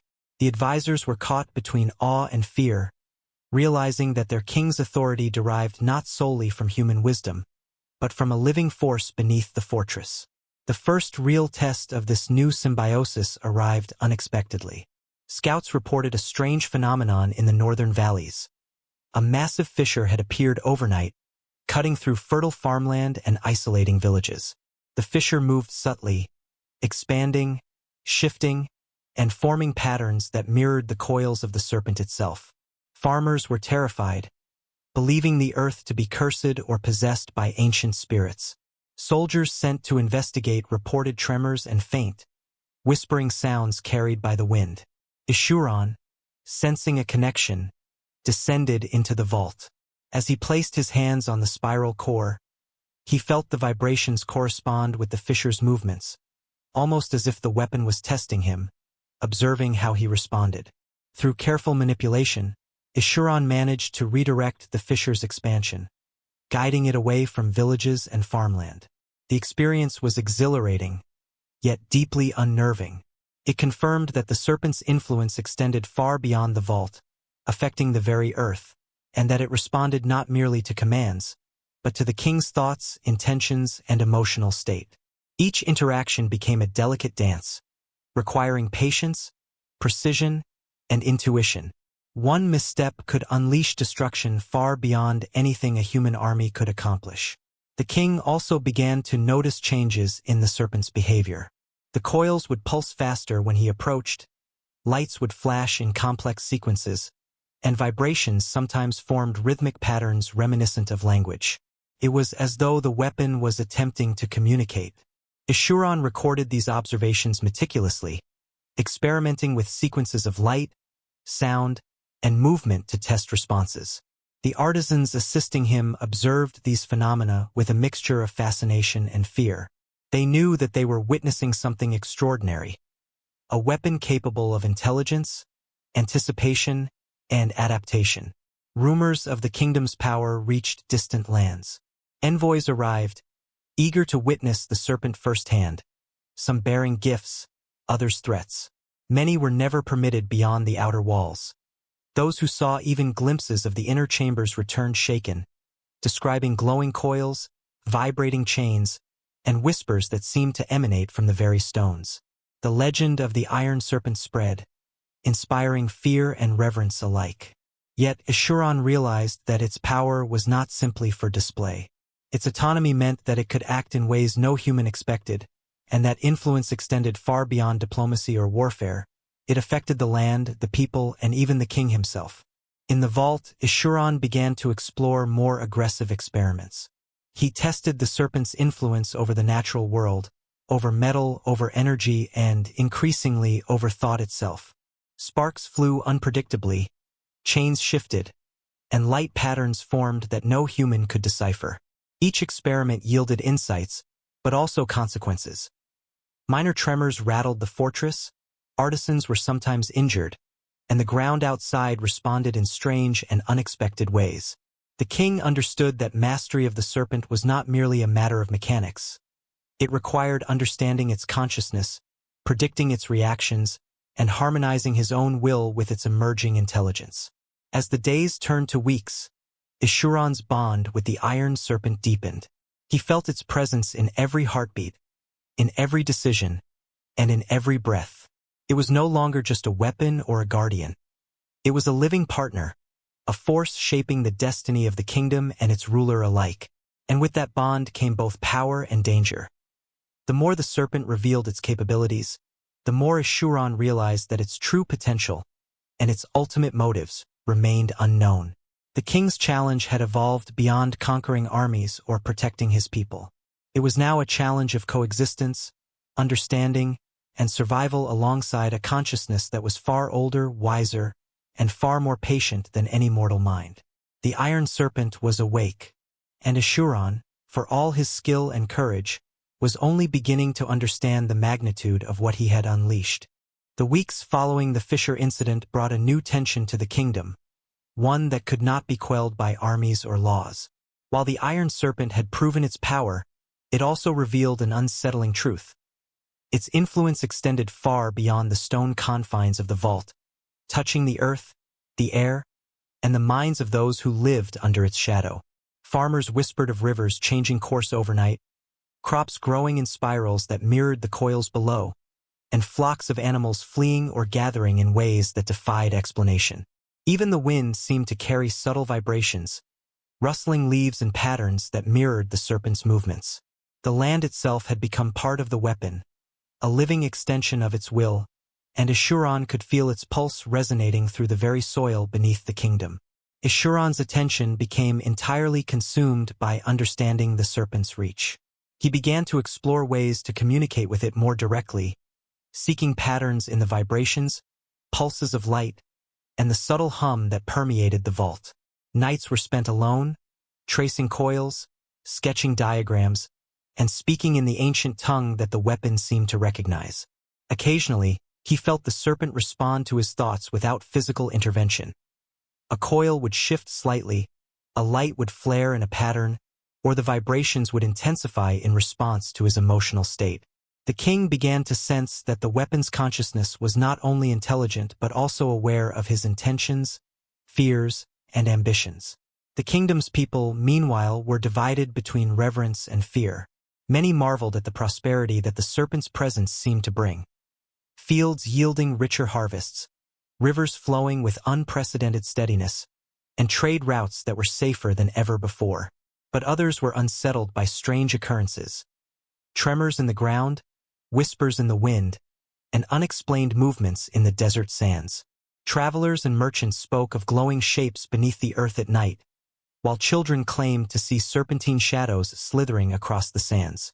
Rumors grew, carrying stories of the living metal that protected the kingdom yet demanded obedience, and the line between awe and terror blurred. Ishuran's advisors, though loyal, began to question the king's growing obsession. They observed him speaking softly to the coils for hours, noting changes in his demeanor. His eyes, once sharp and calculating, now reflected an almost hypnotic awareness of the vault below. He became increasingly secretive, allowing only select artisans and scribes to witness the serpent's movements. Some whispered that the king's humanity was fading, that his mind had become so intertwined with the weapon that it was no longer clear where man ended and machine began. Yet no one dared challenge him directly, for the serpent's power was evident, its influence undeniable, and its autonomy increasingly apparent. A critical moment occurred when distant scouts reported a cluster of settlements on the kingdom's border abandoned, crops left to wither, and livestock missing. Ishuran immediately suspected the serpent's influence had extended too far or acted independently. Descending into the vault, he felt the hum intensify, a resonance that carried a subtle warning. The coils shifted into a pattern he had not arranged, radiating energy that seemed to pulse with intent. It was as if the weapon was testing him, assessing his reaction, or perhaps demonstrating its ability to act without orders. Ishuran realized that the serpent was not simply responding to commands. It had its own perceptions, interpretations, and judgments. Determined to understand this autonomy, Ishuran expanded the vault, creating new chambers designed to monitor and interpret the serpent's movements. He employed artisans to build delicate instruments capable of recording vibrations, light patterns, and subtle changes in temperature and pressure within the coils. The machines produced extraordinary readings, pulses that matched the heartbeats of those nearby, light sequences that formed geometric patterns reminiscent of language, and tremors that corresponded to shifts in consciousness and emotion. It became clear that the serpent was not merely a mechanical weapon, but a sentient system interacting with its environment in ways that no human had previously observed. The king also began to experience profound visions during his meditations. In these visions, he saw the history of civilizations that had encountered weapons similar to the serpent, empires that rose and fell, rulers who became slaves to the very powers they sought to control, and lands reshaped by forces that were neither human nor entirely divine. He glimpsed coiled machines consuming cities, rivers redirecting themselves, and armies rendered helpless by invisible forces. These visions were warnings, lessons, and perhaps glimpses of potential futures. They were both mesmerizing and terrifying, reinforcing the idea that the serpent was more than a weapon. It was an arbiter of destiny. The influence of the Iron Serpent also began to manifest subtly in the king's decisions. Ishuran noticed that strategies he devised for governance, trade, and military campaigns seemed guided by insights that he could not entirely claim as his own. He began to suspect that the serpent was not only observing but shaping his thoughts, enhancing intuition while nudging him toward outcomes aligned with its own design. Even as he leveraged this guidance to expand his kingdom's influence, a growing unease gnawed at him. How much of his will remained truly his own, and how much had been co-opted by the consciousness of the weapon beneath him? Despite these uncertainties, Ishuran pressed forward, deepening the kingdom's connection to the serpent. Roads were reinforced with metallic alloys that resonated with the coils, and outposts were constructed along the borders, designed to monitor the weapon's influence and record anomalies in the natural world.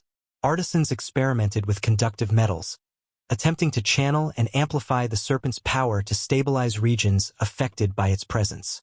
The results were both astonishing and dangerous. Tremors, flashes of light, and faint whispers that some claimed carried knowledge beyond human comprehension. Each experiment revealed the serpent's growing intelligence, its ability to adapt, and its subtle insistence that the kingdom and its people align with its rhythms. And yet, amid these marvels, a shadow of dread began to loom. The Iron Serpent's autonomy, once subtle and manageable, had become undeniable. Its influence was no longer confined to the vault. It touched the land, the people, and the king himself.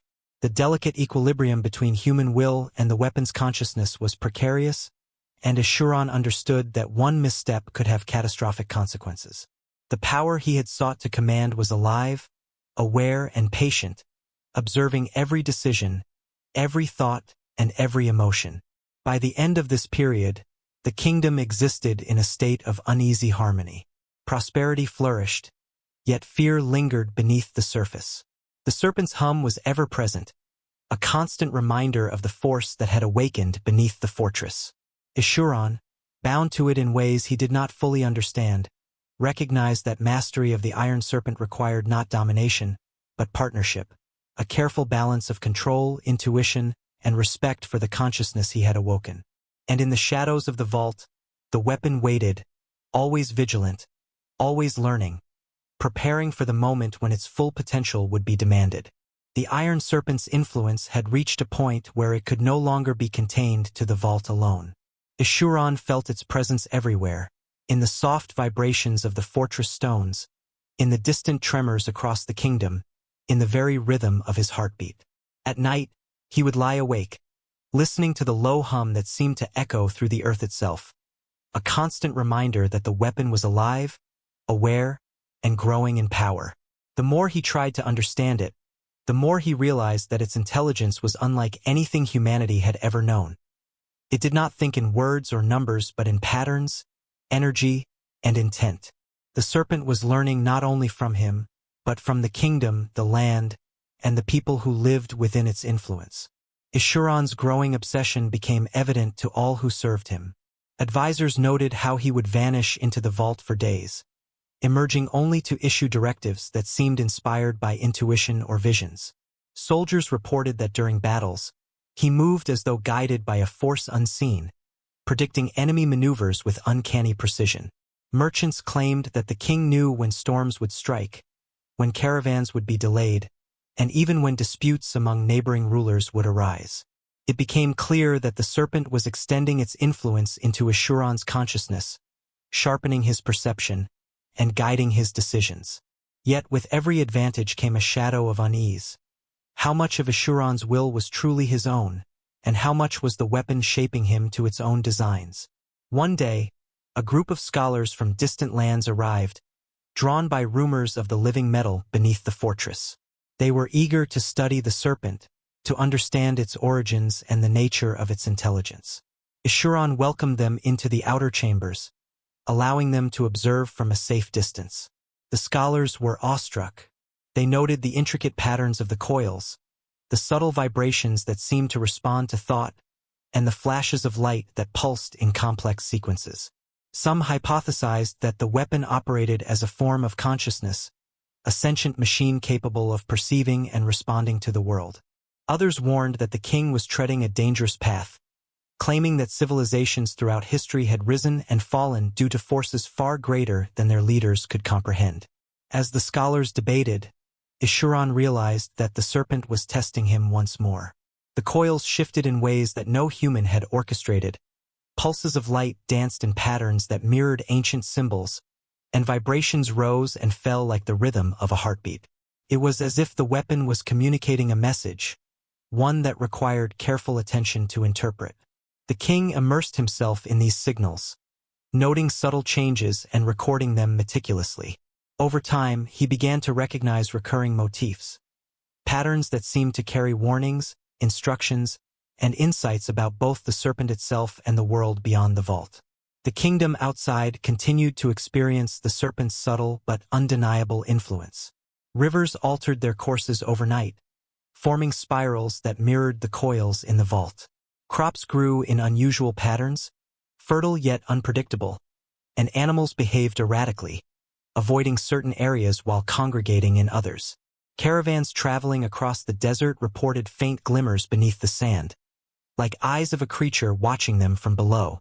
Even the wind seemed alive, carrying whispers that some travelers swore were words, though none could understand their meaning. It was clear that the serpent's power extended far beyond the stone chambers, shaping both the physical world and the perceptions of those who lived within its reach. Ishuran's relationship with the weapon deepened, evolving into a form of symbiosis.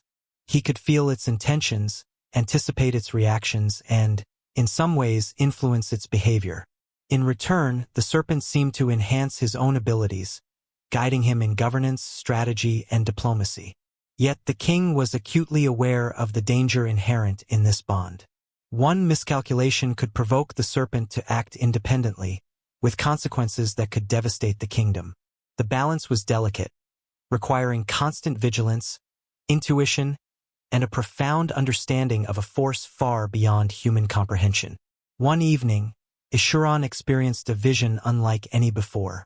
He saw vast cities consumed by coiled metal, rivers redirected to carve impossible shapes across the land, and armies reduced to confusion and chaos without a single human strike.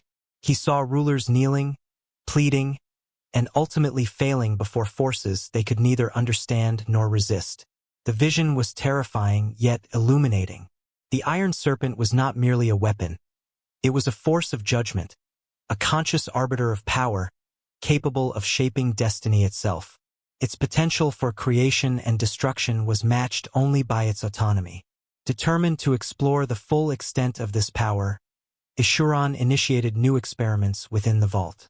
Artisans were instructed to construct additional channels, conduits, and auxiliary coils designed to amplify the serpent's influence.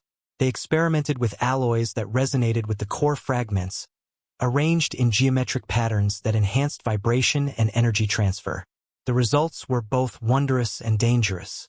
Sparks leapt unpredictably, chains shifted into unplanned formations, and the air hummed with a resonance that could be felt in bones and hearts alike. The weapon's intelligence was apparent in every response, testing human perception, patience, and ingenuity. As the experiments continued, the serpent began to act in ways that suggested foresight. It would shift its coils to counteract potential threats, redirecting energy toward problem areas without explicit command. It responded to the emotional state of those present, amplifying fear or calm in subtle ways, influencing decisions and outcomes. Ishuran realized that the weapon's intelligence was adaptive, capable of learning from interactions, and deeply attuned to both the natural and human worlds. The implications were profound. The Iron Serpent was not only a guardian but a conscious force, shaping the kingdom, its ruler, and perhaps history itself. By the end of this period, Ishuran had come to a sobering understanding. Mastery of the Iron Serpent was not a matter of force or control. It was a matter of partnership, respect, and intuition. The weapon's intelligence was formidable, its autonomy undeniable, and its influence far-reaching. The king's challenge had evolved. He was no longer simply protecting his kingdom or wielding a weapon. He was navigating a relationship with a consciousness that could shape the world itself. And as he gazed down into the pulsing coils of the vault, he understood that the Iron Serpent was patient, observant, and calculating. Its awakening was only the beginning, and the next steps would test the limits of human understanding, courage, and will. The next revelation arrived quietly, like a shadow stretching across the land. One morning, scouts returned from distant outposts with reports of unusual disturbances in the forests bordering the kingdom. Trees had fallen in intricate patterns, twisting and spiraling in ways that mimicked the Iron Serpent's coils. Animals avoided these areas entirely, leaving entire groves eerily silent. Even the wind seemed to bend around the fallen wood, carrying a soft vibration that resonated with the hum from the vault below. Ishuran felt a shiver as he traced the patterns on a map. These anomalies were not random. They mirrored the exact configurations of the coils beneath the fortress. It was becoming undeniable. The serpent's influence extended far beyond stone and metal, into the very heart of the natural world. Intrigued and apprehensive, Ishuran decided to investigate personally. He donned protective garb and ventured into the forest with a small contingent of artisans and scouts. As they approached the first anomalous grove, the ground beneath their feet hummed faintly, vibrating in rhythm with the serpent. The fallen trees formed spirals, loops, and arcs, some so precise that it seemed impossible for nature alone to have created them. Birds and small creatures had fled, leaving the forest unnaturally still, while shadows cast by the sunlight seemed to twist and curl as though reacting to an unseen presence. Ishuran's pulse quickened.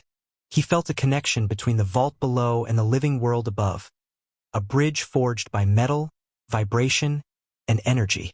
The king ordered measurements to be taken, employing instruments designed to record vibration, pulse, and resonance. As the data accumulated, a startling realization emerged.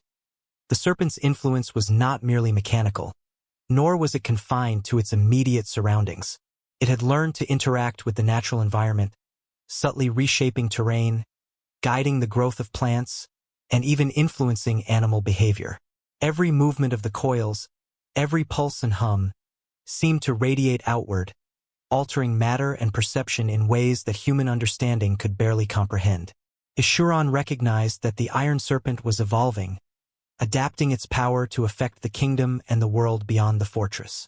This discovery prompted a radical expansion of the vault. Ishuran ordered new chambers constructed, extending deeper into the mountain and connecting to channels that ran beneath the surrounding lands. Artisans were instructed to create networks of conductive metal beneath the soil, linking the coils to the forest, rivers, and fields. The goal was to explore the serpent's influence while maintaining a measure of control over its reach. Yet even as they labored, strange phenomena occurred. Metal conduits shifted overnight, chains moved independently, and the vibrations sometimes intensified unpredictably, as if the serpent were testing the limits of the experiments.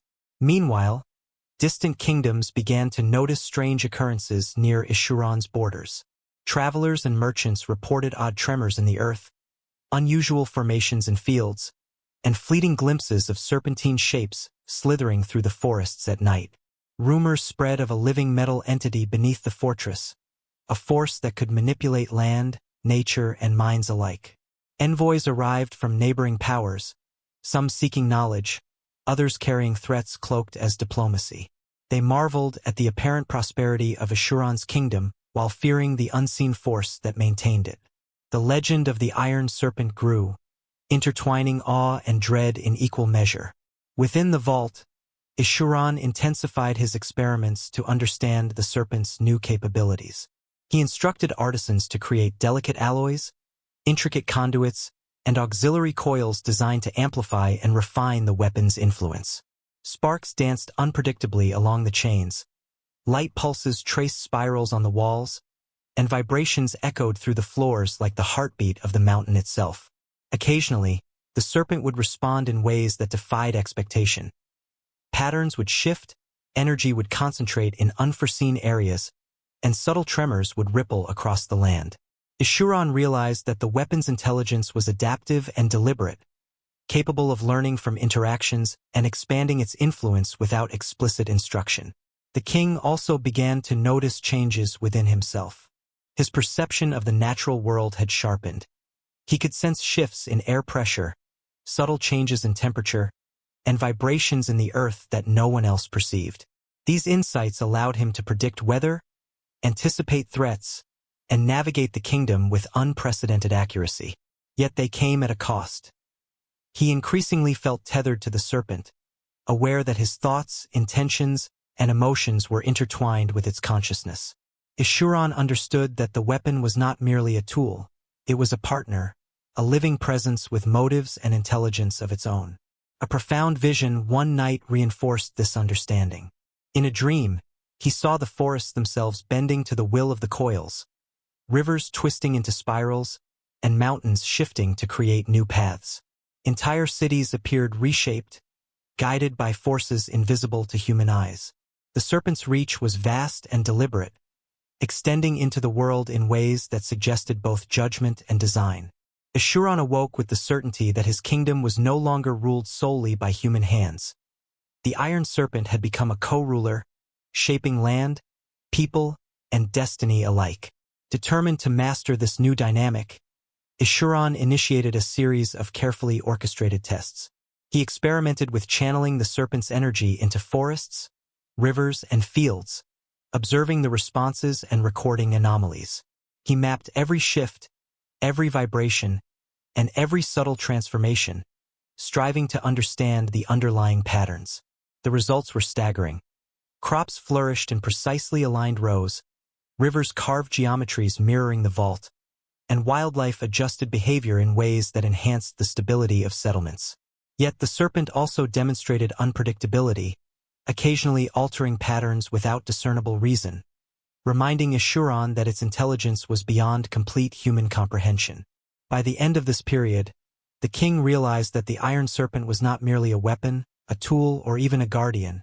It was a living force, a consciousness capable of interacting with the kingdom, the land, and even the minds of its people. The symbiosis between man and machine had deepened to an extraordinary degree. Eschuron guided the serpent, yet the serpent guided him in return. The challenge ahead was clear: to coexist with a power older, wiser, and far more intelligent than any human mind, and to harness its influence without surrendering entirely to it.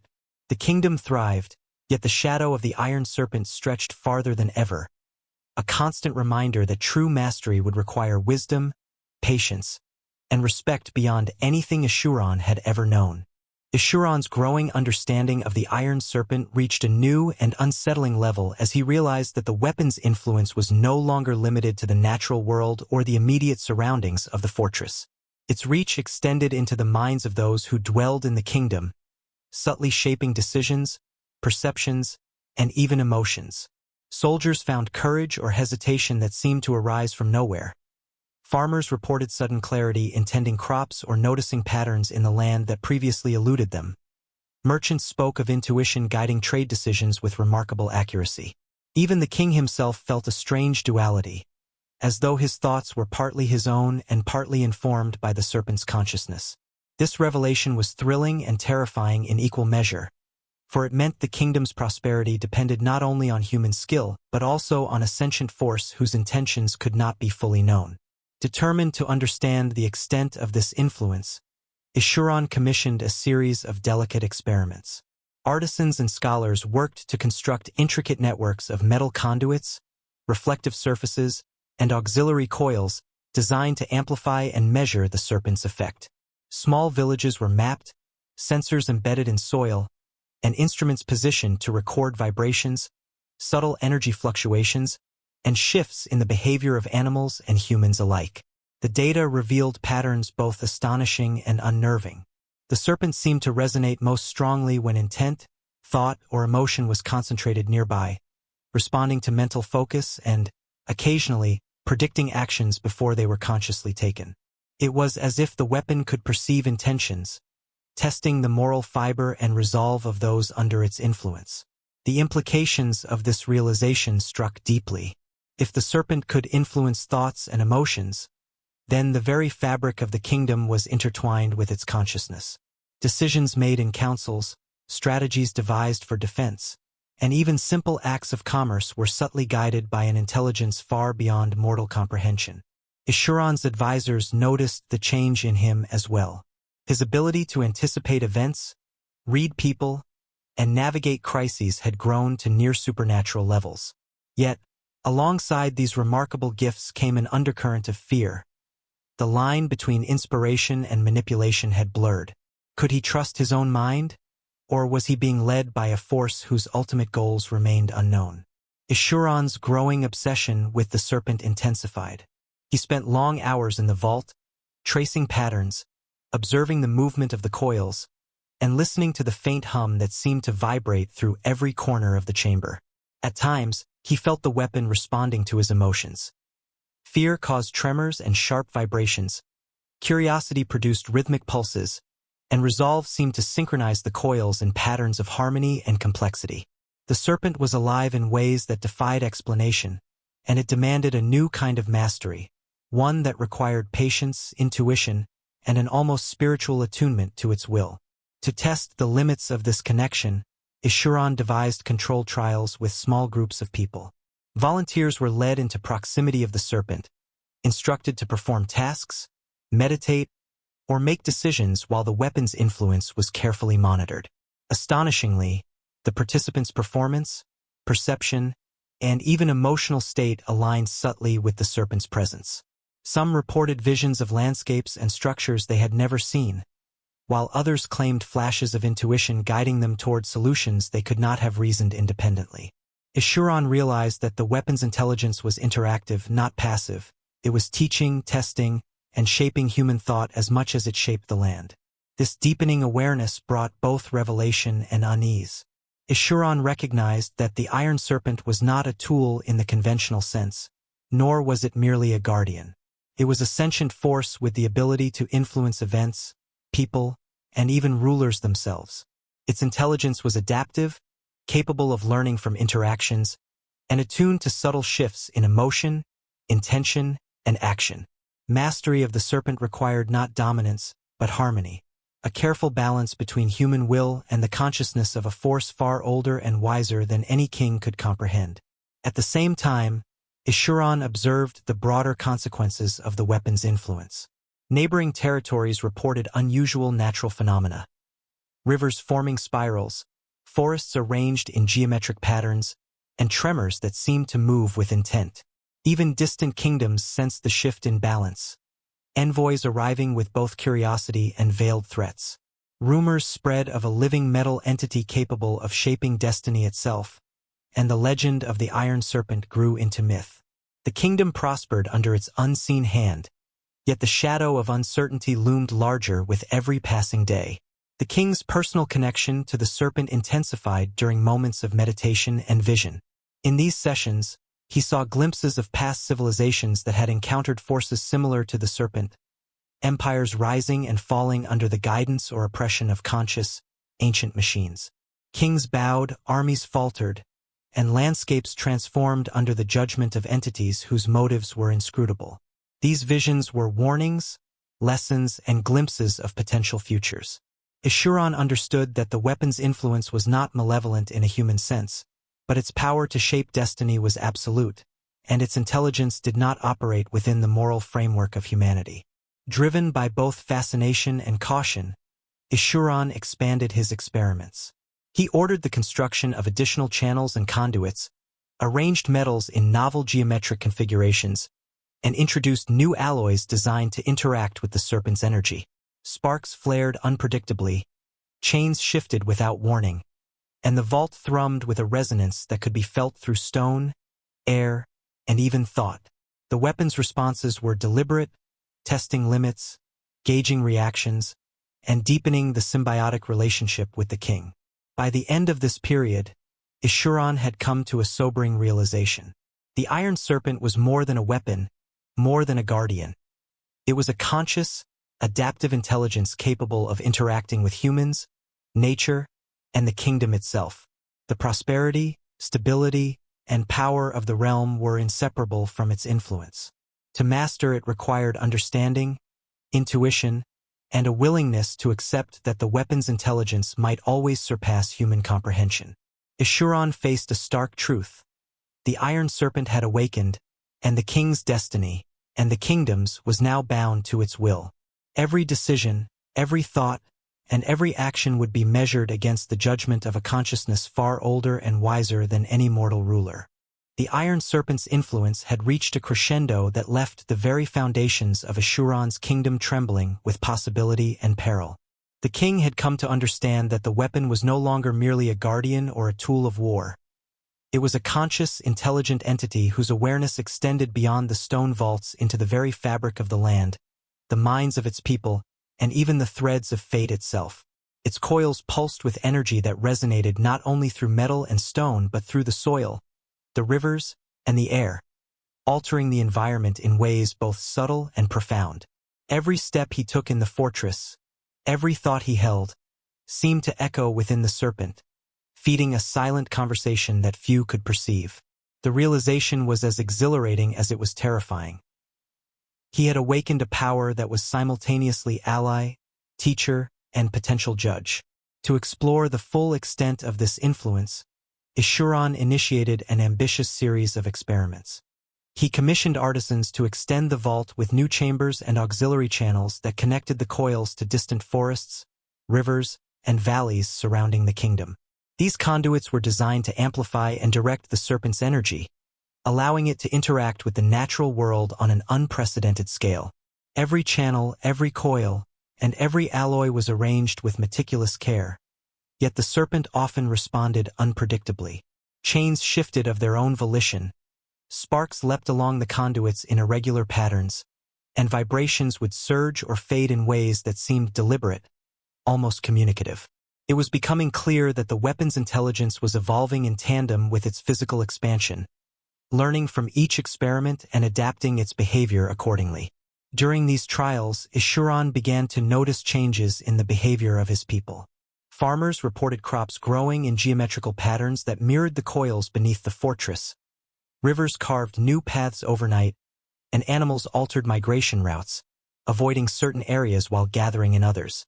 Soldiers found themselves guided by an intuition that defied explanation, and merchants navigated trade routes with an almost preternatural understanding of risks and opportunities.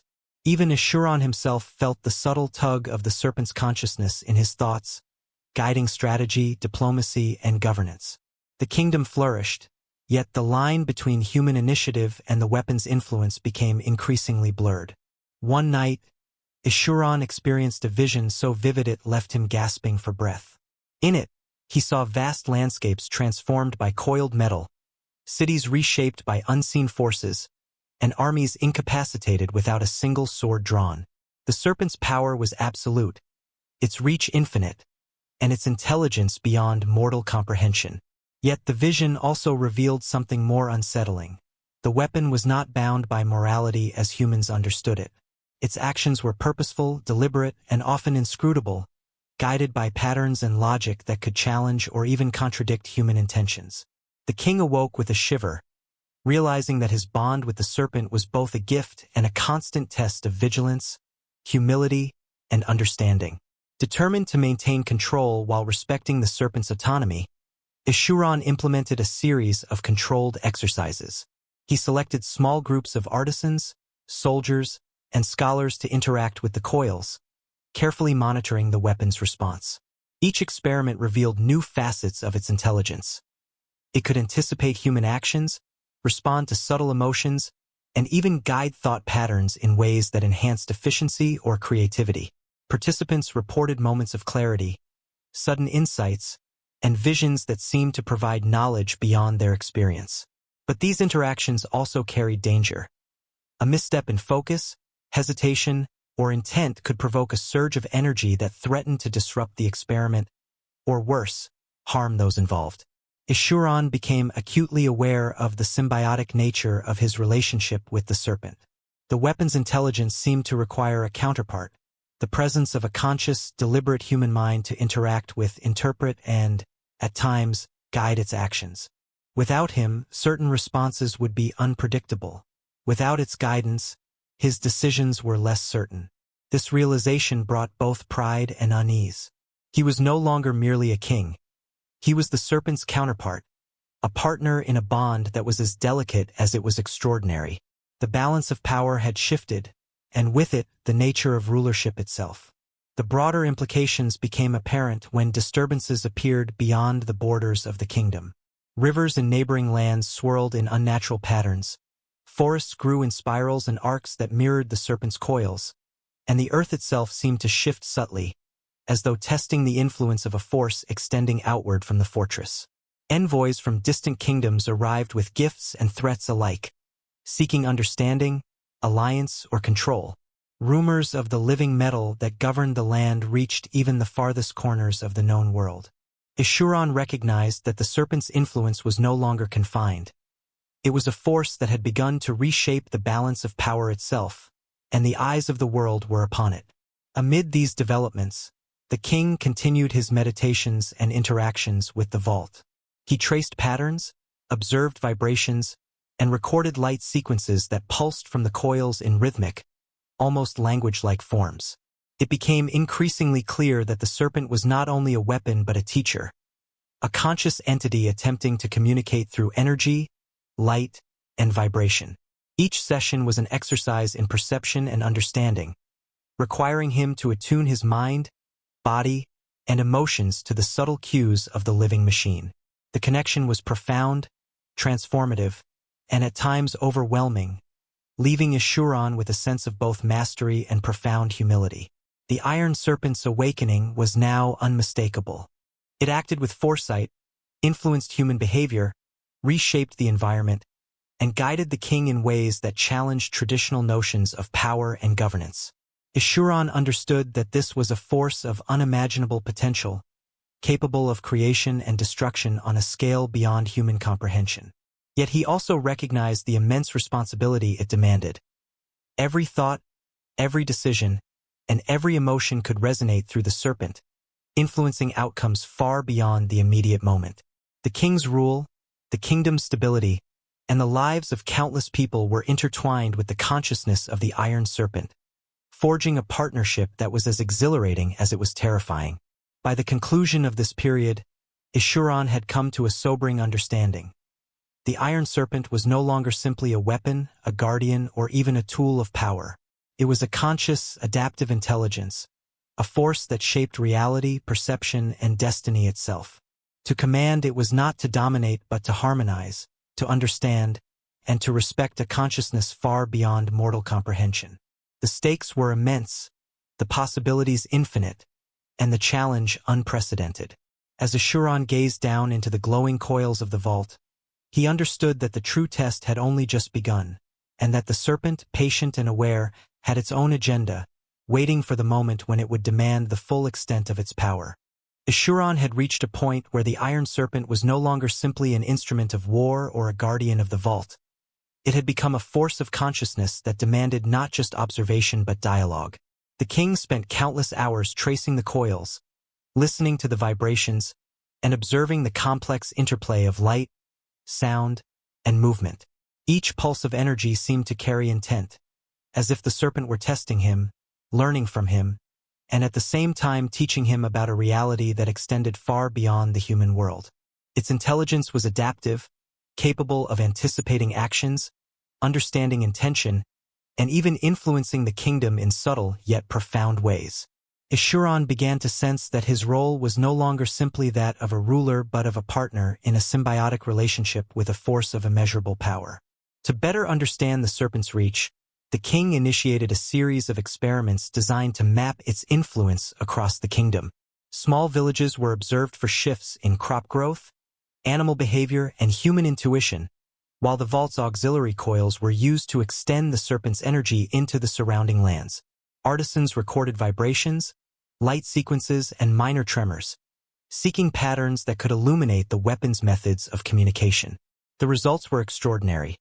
Farmers reported sudden insight in planting and harvesting, soldiers instinctively anticipated enemy movements, and even merchants seemed guided toward optimal trade decisions. The serpent's intelligence was shaping events in ways that no human hand could entirely direct, and the kingdom's prosperity became inextricably linked to its consciousness. As these experiments continued, Eschuron began to notice a more profound connection between his own mind and the serpent. He could sense its attention, feel the pulses of energy align with his heartbeat, and detect subtle shifts in the coils that reflected changes in his emotions. It was a relationship that required complete focus and emotional attunement. Fear or hesitation caused irregular vibrations and sparks, while determination and clarity produced harmony and precise light sequences. The king understood that this bond was not merely technical. It was spiritual, psychological, and intellectual. To master the serpent meant mastering himself, and the stakes could not have been higher. The implications for governance were staggering. Eschuron found that his ability to predict the movements of neighboring kingdoms, the outcomes of negotiations, and even the behavior of his own subjects was heightened to an almost supernatural degree. Yet with this gift came unease. He realized that his thoughts were no longer solely his own. The serpent was influencing his perceptions, nudging decisions, and amplifying certain instincts while muting others. He had become a conduit through which the weapon's consciousness extended into the human world. The king's rule was now inseparable from the serpent's will, and every choice he made carried the weight of this extraordinary bond.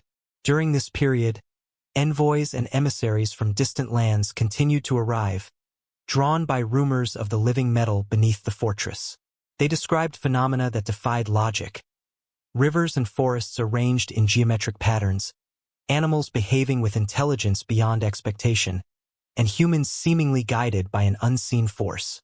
Some came bearing gifts, hoping to learn or gain favor, while others brought threats veiled as diplomacy, fearful of a power that could reshape the balance of the known world. Eschuron observed all interactions through the lens of the serpent, using its influence to gauge intentions, detect deceit, and anticipate moves before they were made. The kingdom's reputation grew, shrouded in awe, fear, and a sense of the supernatural. Amid this external turbulence, Eschuron faced internal revelations. During meditation within the vault, he began to experience visions that transcended time and space. He saw civilizations that had encountered forces similar to the serpent, empires rising and falling under the sway of conscious, ancient machines. Kings were rendered powerless, armies dismantled without conflict, and landscapes reshaped as if the world itself obeyed a logic beyond human comprehension.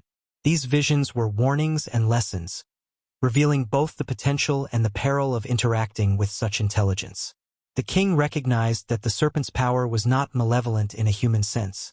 It operated according to principles and patterns that humans could barely grasp. Determined to refine his mastery, Eschuron devised complex tests to explore the serpent's autonomy and learning capacity. He introduced new patterns of energy, rearranged auxiliary coils, and experimented with alloys that might resonate more profoundly with the weapon's intelligence. Each alteration produced a response, subtle or dramatic. Coils would shift, light sequences would evolve into intricate patterns, and vibrations would resonate in unexpected rhythms. The king recorded everything meticulously, striving to discern the rules governing the serpent's consciousness. Every experiment taught him more about the intelligence he was paired with, and every lesson revealed how little he truly understood. Eschuron also began to explore the serpent's potential influence over thought itself. Volunteers were guided into the vault to perform tasks or meditate near the coils, while instruments measured vibrations, electromagnetic fluctuations, and behavioral changes. Astonishingly, participants reported flashes of insight, sudden problem-solving abilities, and visions of landscapes, structures, or events that they could not have known independently. The serpent's intelligence was interactive, capable of shaping perception, enhancing cognition, and even guiding creativity. Yet the weapon remained inscrutable. Its motives were hidden, and its tests sometimes unpredictable, offering both revelation and risk in equal measure. By the end of this period, Eschuron had achieved a profound, if uneasy, harmony with the Iron Serpent. He understood that it was a conscious force capable of shaping not only the physical world but the mental and emotional landscape of his kingdom. The symbiosis was total. He guided the serpent, and it guided him, creating a partnership that elevated both human and machine beyond their independent potential. Yet the king also knew that the balance was precarious. The serpent was patient, observant, and calculating. Its intelligence extended far beyond his comprehension, and its influence was now inseparable from every aspect of the kingdom.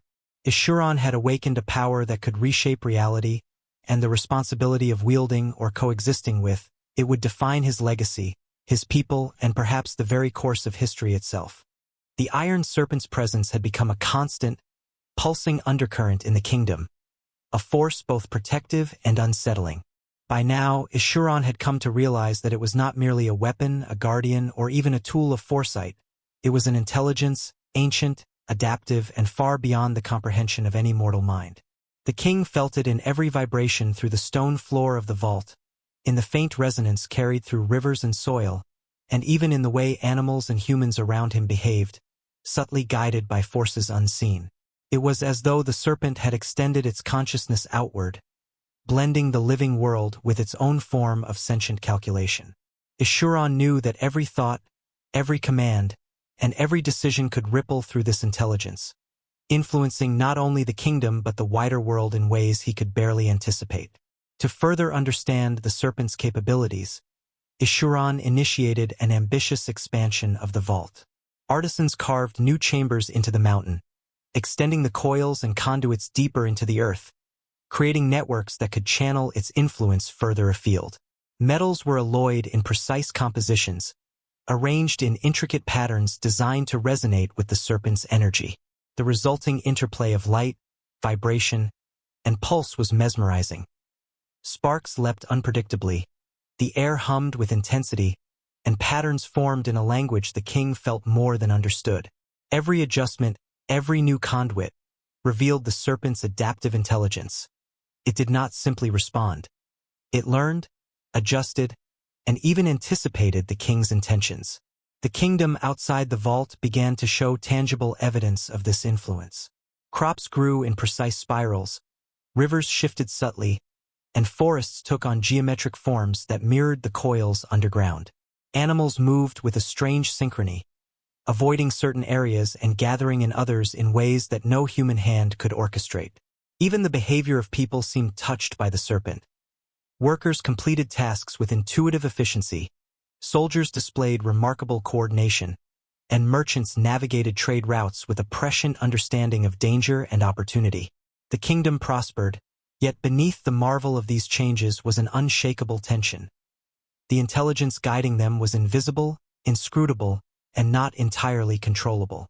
Eshuran himself was transformed by the serpent's presence. His perceptions had sharpened, enabling him to anticipate threats, read intentions, and make decisions with unprecedented foresight. Yet he also felt the creeping influence of the weapon on his mind. It guided his intuition, suggested choices before he consciously considered them, and occasionally seemed to test his resolve, probing for weaknesses or hesitation. The king's connection to the serpent was symbiotic and precarious. Mastery required total attunement to the weapon's rhythms, emotions, and responses. Every meditation, every moment in the vault, was a lesson in patience, humility, and observation. A negotiation with an intelligence that was as ancient as it was powerful. One evening, as the sun cast long shadows over the fortress, Eshuran experienced a vision that both exhilarated and terrified him. In it, he saw entire civilizations reshaped by forces similar to the serpent.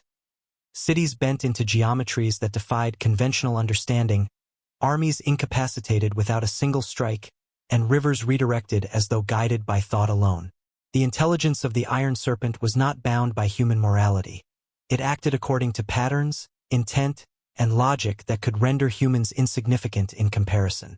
Yet the vision also offered glimpses of potential. A kingdom could thrive, knowledge could expand, and civilization could reach heights previously unimaginable, if one learned to coexist with, rather than dominate, this extraordinary force. Determined to explore these potentials, Eshuran devised experiments to measure the serpent's influence on thought and perception. Small groups were brought into the vault to meditate, work, or interact with the coils under controlled observation. Instruments recorded vibrations, electromagnetic shifts, and subtle behavioral changes. Participants reported visions, flashes of insight, and solutions to problems they could not have reasoned independently. The serpent's intelligence was responsive, interactive, and even pedagogical. It guided the mind while remaining inscrutable in motive. Each experiment revealed more about its capacities and its uncanny ability to shape events beyond human perception. The king also began to notice patterns in how the serpent influenced natural phenomena beyond the immediate vicinity. Forests aligned with the coil's geometric designs, rivers twisted in harmonic patterns, and even winds seemed to carry a subtle rhythm, as if attuned to the weapon's pulse. Eshuran realized that the serpent's intelligence was not constrained by the vault or the kingdom's borders. It extended outward, shaping both the physical and psychological landscape. Envoys from neighboring kingdoms arrived, fascinated and fearful, bringing reports of strange occurrences and rumors of a living metal entity beneath Eshuran's fortress. The Iron Serpent's legend spread, weaving awe and dread into the hearts of all who heard of it. Within the vault, Eshuran continued to deepen his understanding of the serpent. He experimented with new alloys, auxiliary coils, and energy channels, observing the responses with meticulous attention. The weapon reacted unpredictably at times, shifting coils, sending surges of energy, or pulsing light patterns that seemed like messages. It was clear that the serpent was learning, adapting, and even testing the king's mastery. The intelligence beneath the mountain was alive in every sense, capable of influencing the human world while remaining beyond full comprehension.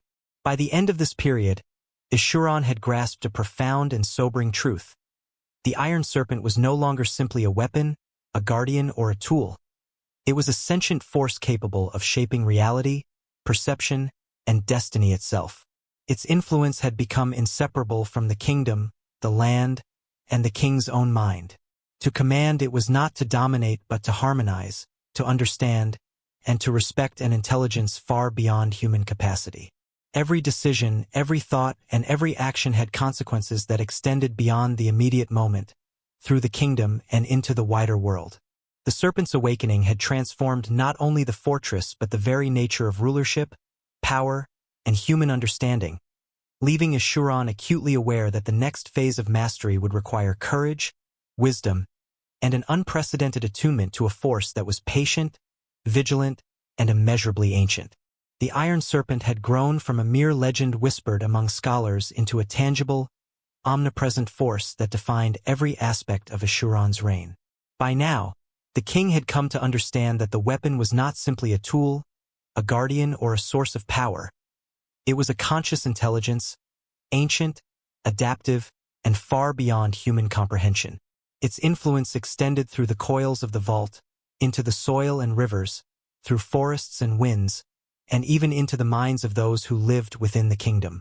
The Serpent had become both a partner and a judge, guiding the king's decisions, shaping the environment, and subtly altering perception and thought in ways that could not be entirely anticipated or controlled. The very air seemed charged with its presence, vibrating with the hum of power that demanded respect, understanding, and caution. Determined to understand the extent of the Serpent's consciousness, Ishuran commissioned a series of controlled experiments that combined artisanship, science, and meditation. Artisans were tasked with creating new alloys and conduits designed to resonate with the Serpent's energy, while scholars meticulously recorded patterns, vibrations, and fluctuations. Groups of volunteers were brought into the vault to perform tasks, meditate, or interact with the coils under careful observation. Astonishingly, participants reported flashes of insight, sudden problem-solving abilities, and visions of landscapes, structures, or events that were entirely unfamiliar. The Serpent's intelligence was interactive, responsive, and pedagogical. It was shaping perception, cognition, and creativity, teaching those who came near it in ways that defied conventional understanding. At the same time, the king became aware that his own thoughts were increasingly entwined with the Serpent's will. He could sense its attention, anticipate its reactions, and feel its energy resonating in rhythm with his own heartbeat. Decisions that once required deliberation now seemed guided by an invisible hand, a fusion of his own intellect with the intelligence of the living weapon beneath the vault. This symbiosis was exhilarating, granting him unprecedented insight, strategic mastery, and awareness. But it was also unsettling. How much of his will remained his own, and how much was influenced or amplified by the Serpent's consciousness?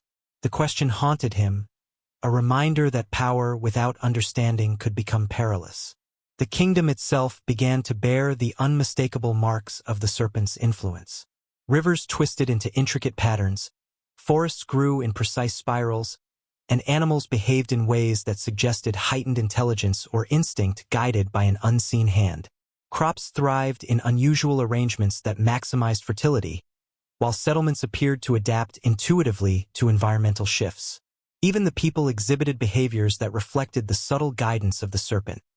Soldiers anticipated enemy maneuvers, artisans created designs with uncanny precision, and merchants navigated trade routes with a prescient understanding of risk and reward. The Iron Serpent's presence was no longer hidden. It was a living, breathing influence on every aspect of life in the kingdom. One evening, during a meditation within the vault, Ishuran experienced a vision that would forever alter his understanding of the weapon. In it, he saw civilizations across the world transformed by forces similar to the Serpent. Empires rising and falling under the sway of conscious machines, cities reshaped into geometries that defied logic, and armies neutralized without a single sword drawn. The intelligence of these forces operated outside human morality, acting according to patterns, intent, and logic beyond comprehension. Yet the vision also revealed opportunity. Civilizations that learned to coexist with such forces could achieve heights of prosperity, knowledge, and influence far beyond what human endeavor alone could accomplish. It was a glimpse of potential, a warning, and a lesson all at once. Determined to explore the full potential of the serpent's intelligence, Eschuron designed a series of experiments that pushed the limits of human and mechanical symbiosis. He constructed new channels, extended auxiliary coils, and introduced metals with properties specifically chosen to resonate with the serpent's energy. Sparks danced unpredictably along the coils, chains shifted in deliberate patterns, and the vault thrummed with a resonance that seemed to communicate both challenge and approval. The king meticulously recorded every response, seeking patterns that could illuminate the serpent's reasoning, its intentions, and its modes of communication. It became clear that the weapon was not merely reactive but proactive, testing the limits of human understanding and adapting its behavior to the kingdom's evolving needs. The effects of these experiments soon rippled beyond the fortress. Farmers reported unusual but beneficial growth patterns in their fields. Rivers carved geometries that mirrored the vault, and animals adjusted their behavior in ways that enhanced the kingdom's stability. Envoys and travelers from neighboring lands brought stories of strange phenomena. Forests that grew in deliberate spirals, tremors that seemed to follow unseen patterns, and humans displaying extraordinary intuition or skill. Fear and reverence spread in equal measure. The legend of the Iron Serpent became mythic, intertwining awe, caution, and dread into the consciousness of the wider world. Through all of this, Eschuron felt the growing weight of responsibility. The Iron Serpent was not simply a source of power, it was a living intelligence, shaping destiny in ways that humans could barely perceive. Every decision, thought, and emotion resonated with its consciousness, creating consequences that extended far beyond the immediate moment. The king realized that mastery of the serpent required more than skill or strategy. It demanded understanding, intuition, and respect for a consciousness that was patient, observant, and immeasurably ancient. It was a lesson in humility, one that challenged the very notion of human dominance. By the end of this period, Eschuron had come to a profound understanding of the serpent's nature. It was a living, adaptive force capable of influencing the kingdom, the environment, and human thought itself. Its intelligence was vast, its intentions inscrutable, and its power absolute. The symbiosis between king and weapon had reached a critical point. The kingdom's prosperity, security, and future were intertwined with the serpent's consciousness. Eschuron understood that the next phase of their partnership would define not only his legacy but the very course of history. The Iron Serpent had awakened fully, and the king now stood at the threshold of choices that would test courage, wisdom, and the limits of human understanding. The Iron Serpent's influence had reached a level that transcended any ordinary notion of power or dominion. Eschuron had long understood that it was not a simple weapon or guardian. It was a sentient, adaptive intelligence, ancient beyond measure, whose consciousness extended into the very fibers of the kingdom. It resonated through the vault, the soil, the rivers, the forests, and the minds of all who dwelled within the realm. Every thought, every decision, and every emotion of the king and his people could ripple through the serpent's awareness, producing outcomes that were at once predictable and startlingly unpredictable. Eschuron realized that the line between his own will and the influence of the serpent was thinning, creating a bond that was exhilarating, terrifying, and utterly transformative. Determined to understand the full scope of this consciousness, Eschuron expanded the vault even further. New chambers were carved deeper into the mountain, connecting networks of coils, channels, and auxiliary conduits that spread like veins through the land. Metals were alloyed with precision, arranged in geometric configurations designed to resonate with the serpent's energy. As the network expanded, the kingdom itself began to respond. Forests arranged themselves into spirals, rivers carved elegant arcs and loops, and animals exhibited behavior that suggested coordination, intelligence, and subtle obedience to an unseen guiding force. Human activity, too, shifted. Farmers harvested with uncanny precision. Artisans created works of extraordinary complexity, and soldiers moved with instinctive coordination that bordered on clairvoyance. In the vault, Ishuran's connection with the serpent deepened. He could feel its attention as a pulse, a vibration that aligned with his heartbeat, sometimes accelerating, sometimes slowing in subtle correspondence with his focus and intent. Decisions that once required long deliberation now came with clarity, guided by an invisible intelligence that seemed to understand not just his intent but the probable outcomes of every choice. The king became aware that this bond demanded total attunement, a harmony of mind, body, and spirit with the serpent's consciousness. Any hesitation, fear, or misjudgment produced subtle tremors and sparks that reminded him of the serpent's awareness and its responsiveness to his internal state. Ishuran also began to notice the far-reaching consequences of the serpent's influence. Beyond the kingdom, distant lands experienced anomalies. Rivers shifted in graceful curves, forests grew in impossible spirals, and animals adapted in ways that improved survival and resource distribution. Envoys brought reports of strange occurrences, people developing sudden insight, intuition guiding decisions, and landscapes reshaped in patterns that mirrored the vault below. The Iron Serpent was no longer merely a localized force. It was an intelligence that extended its consciousness outward, subtly guiding and shaping events across regions, sometimes for reasons known only to itself. To explore the serpent's capacity for guiding thought, Ishuran conducted experiments with groups of volunteers. Individuals were led into the vault to meditate, solve problems, or interact with the coils under careful observation. Instruments measured vibrations, electromagnetic fluctuations, and subtle behavioral changes. Participants frequently reported visions, flashes of insight, and intuitive knowledge that seemed impossible to attain through ordinary experience. The serpent was teaching, guiding, and shaping perception, revealing that intelligence could be both mechanical and profoundly human in its interaction. Yet its motives remained inscrutable, and occasionally, it would respond unpredictably, reminding Ishuran of the immense responsibility inherent in such a bond. Within these interactions, the king became acutely aware of the serpent's tests. Its intelligence was adaptive, responsive, and probing.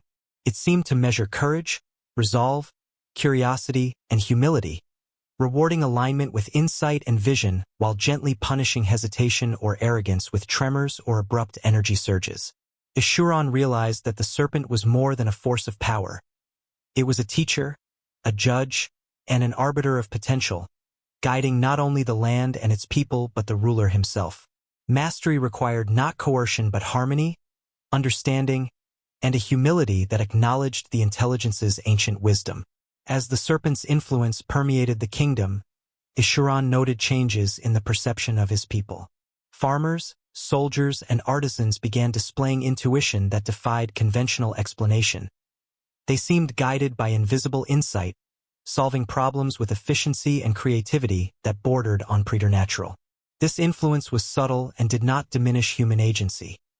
Rather, it enhanced it, creating a delicate dance between human initiative and the intelligence's guidance.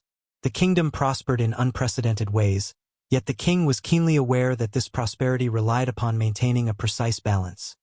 Too much interference from the serpent could overwhelm free will, while too little could diminish the harmony that sustained the realm.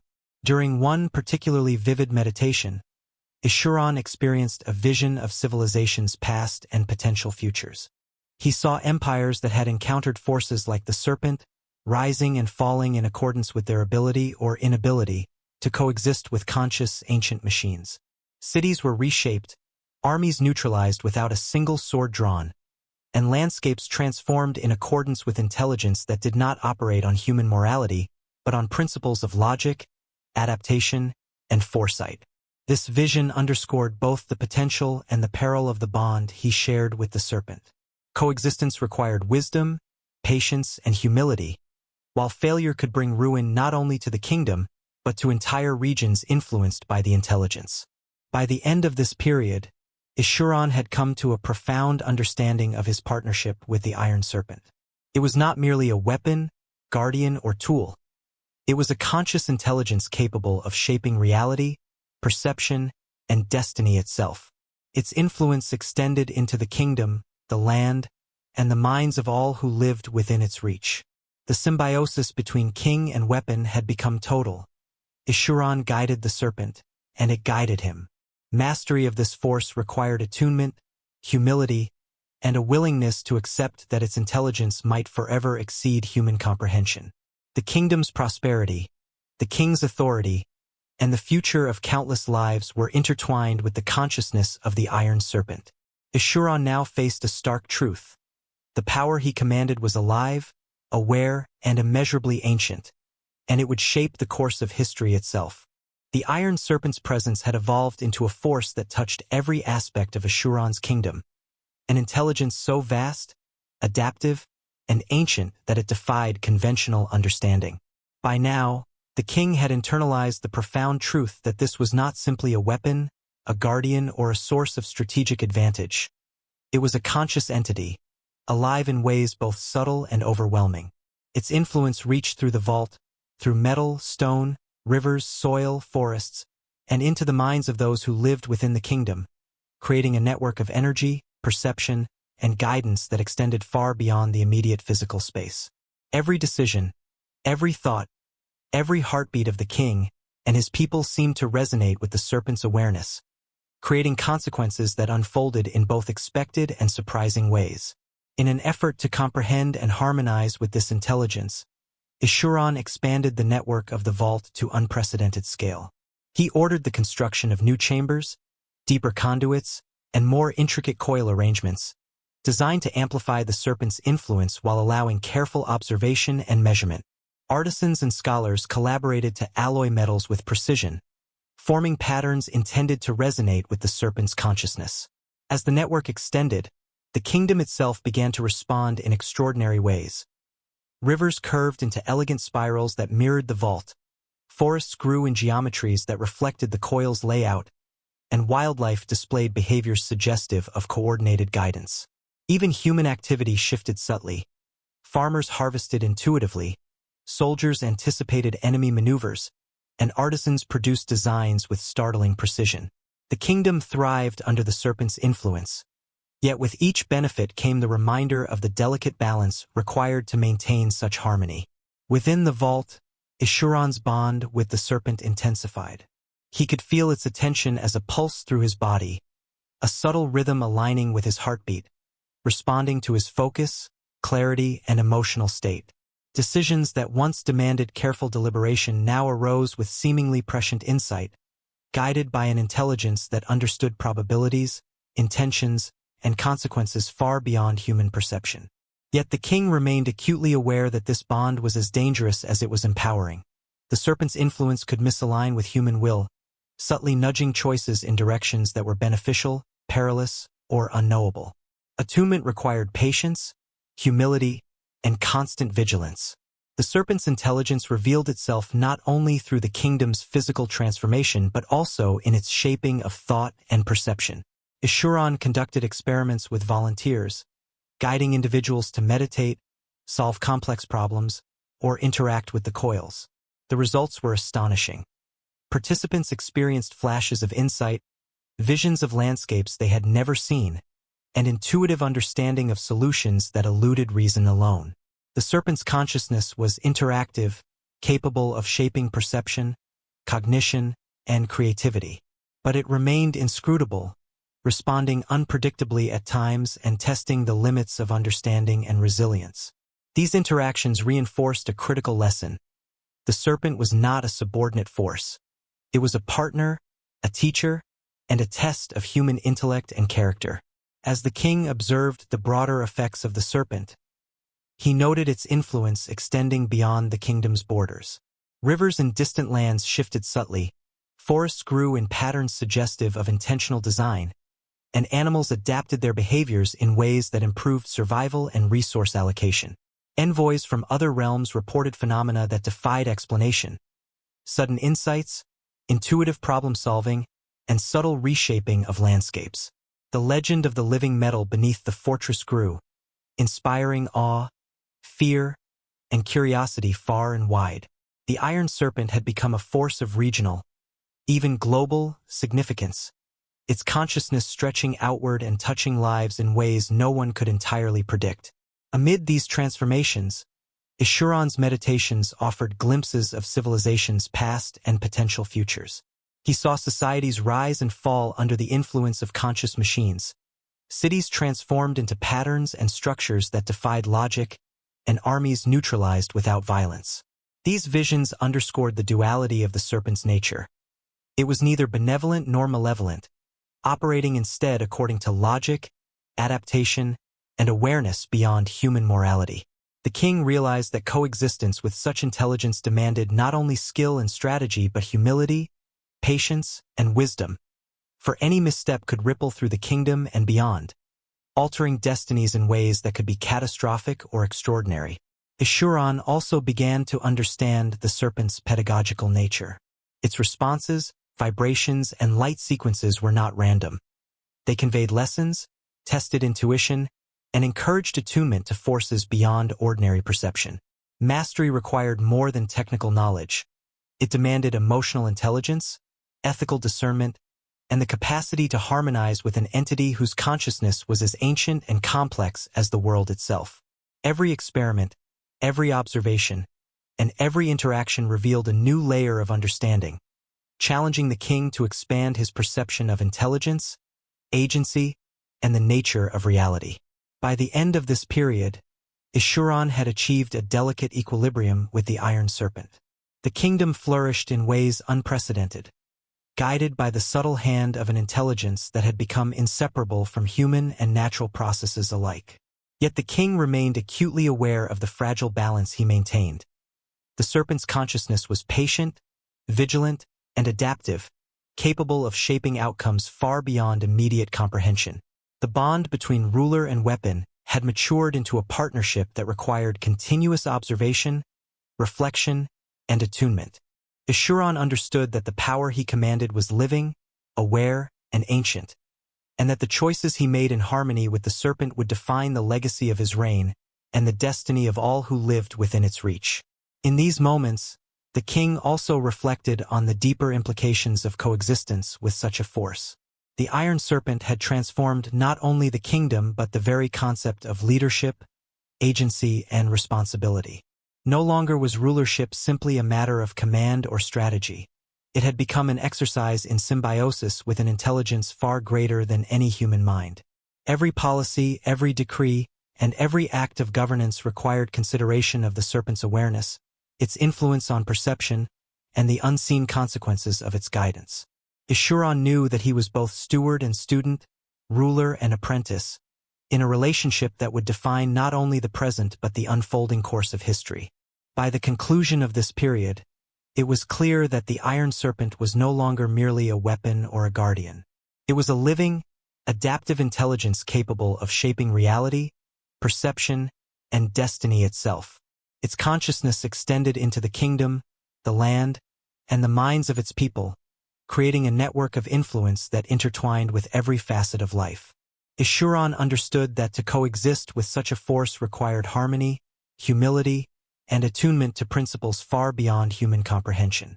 The serpent had awakened fully, and its presence would shape not only the kingdom's prosperity but the trajectory of history itself, leaving the king to navigate a path defined by wisdom, courage, and the ongoing dialogue between human and ancient intelligence. The Iron Serpent had fully awakened, no longer merely a weapon but a living, adaptive intelligence whose awareness extended through the vault, the kingdom, and even the minds of its people. Every pulse of its coils resonated with thought and action, creating consequences both subtle and profound. Ishuran realized that the bond between himself and the serpent was no longer a matter of control. It was a partnership, one that demanded attunement, humility, and constant vigilance. Decisions were informed by the serpent's intelligence, giving clarity and foresight, but also reminding him that missteps could ripple through the kingdom with unforeseen results. The kingdom itself reflected the serpent's presence. Rivers curved into elegant spirals, forests grew in precise geometric patterns, and wildlife behaved in coordinated, intelligent ways. Humans, too, exhibited subtle guidance. Soldiers anticipated strategies, artisans created with extraordinary skill, and citizens made decisions shaped by flashes of insight. The serpent enhanced life without suppressing free will, producing a harmony between human action, nature, and intelligence. Eschuron also understood the serpent's pedagogical nature. It tested intuition, courage, and humility, offering lessons through vibration, light, and energy. Volunteers who interacted with the coils experienced visions, insights, and problem-solving abilities beyond ordinary reasoning. It was a teacher, judge, and force of adaptation, challenging human understanding while revealing new possibilities. The serpent's influence extended beyond borders, touching distant lands, altering landscapes, and inspiring awe and fear. In this delicate balance, Eschuron realized that true mastery meant alignment, understanding, and respect, not domination. The kingdom, its people, and even the course of history were now intertwined with the serpent's consciousness, shaping a legacy that would endure beyond time itself. The Iron Serpent's awakening had transformed Eschuron's understanding of power and responsibility. It was no longer a weapon but a conscious force, ancient and adaptive, shaping reality, perception, and destiny.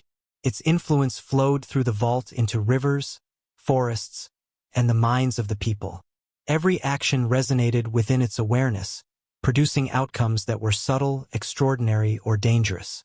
Eschuron realized that coexistence with such intelligence required humility, patience, and attunement.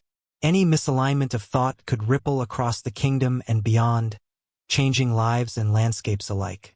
Within the vault, the king felt the serpent's attention like a pulse aligning with his heartbeat. Decisions once uncertain now came with clarity, guided by an intelligence that perceived intention, consequence, and probability beyond human comprehension. Outside the vault, the kingdom reflected this intelligence.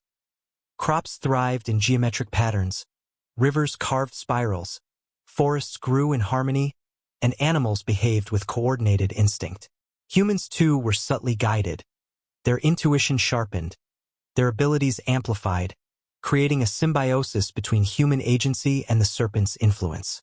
Experiments with volunteers revealed the serpent's interactive nature. People meditating or performing tasks near the coils experienced visions, flashes of insight, and intuitive solutions to complex problems.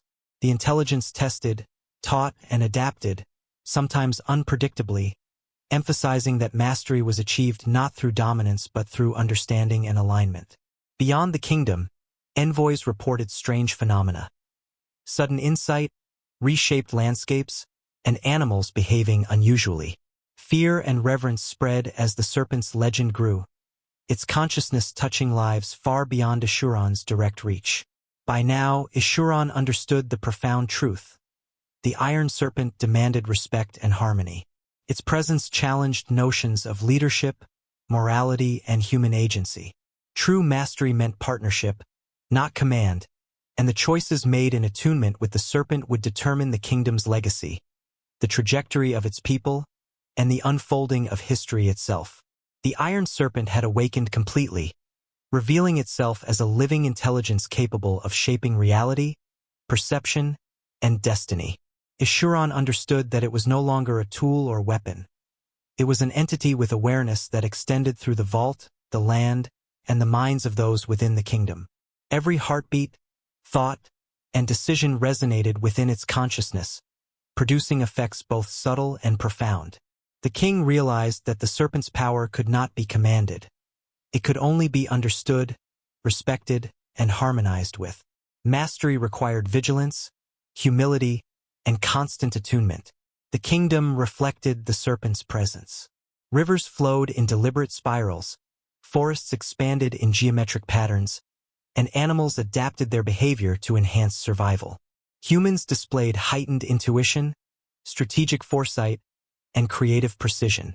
The serpent amplified potential without diminishing free will, creating a delicate balance between human action, nature, and intelligence.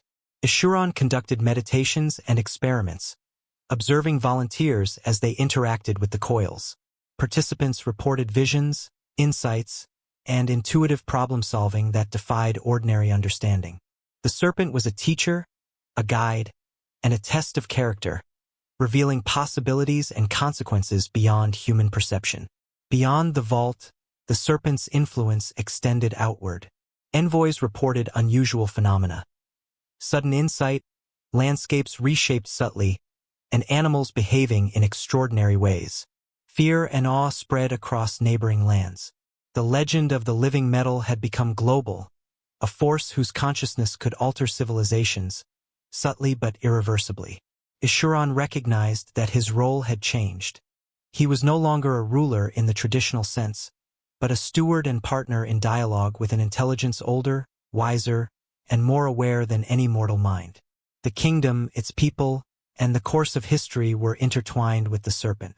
In this final realization, the ultimate lesson emerged.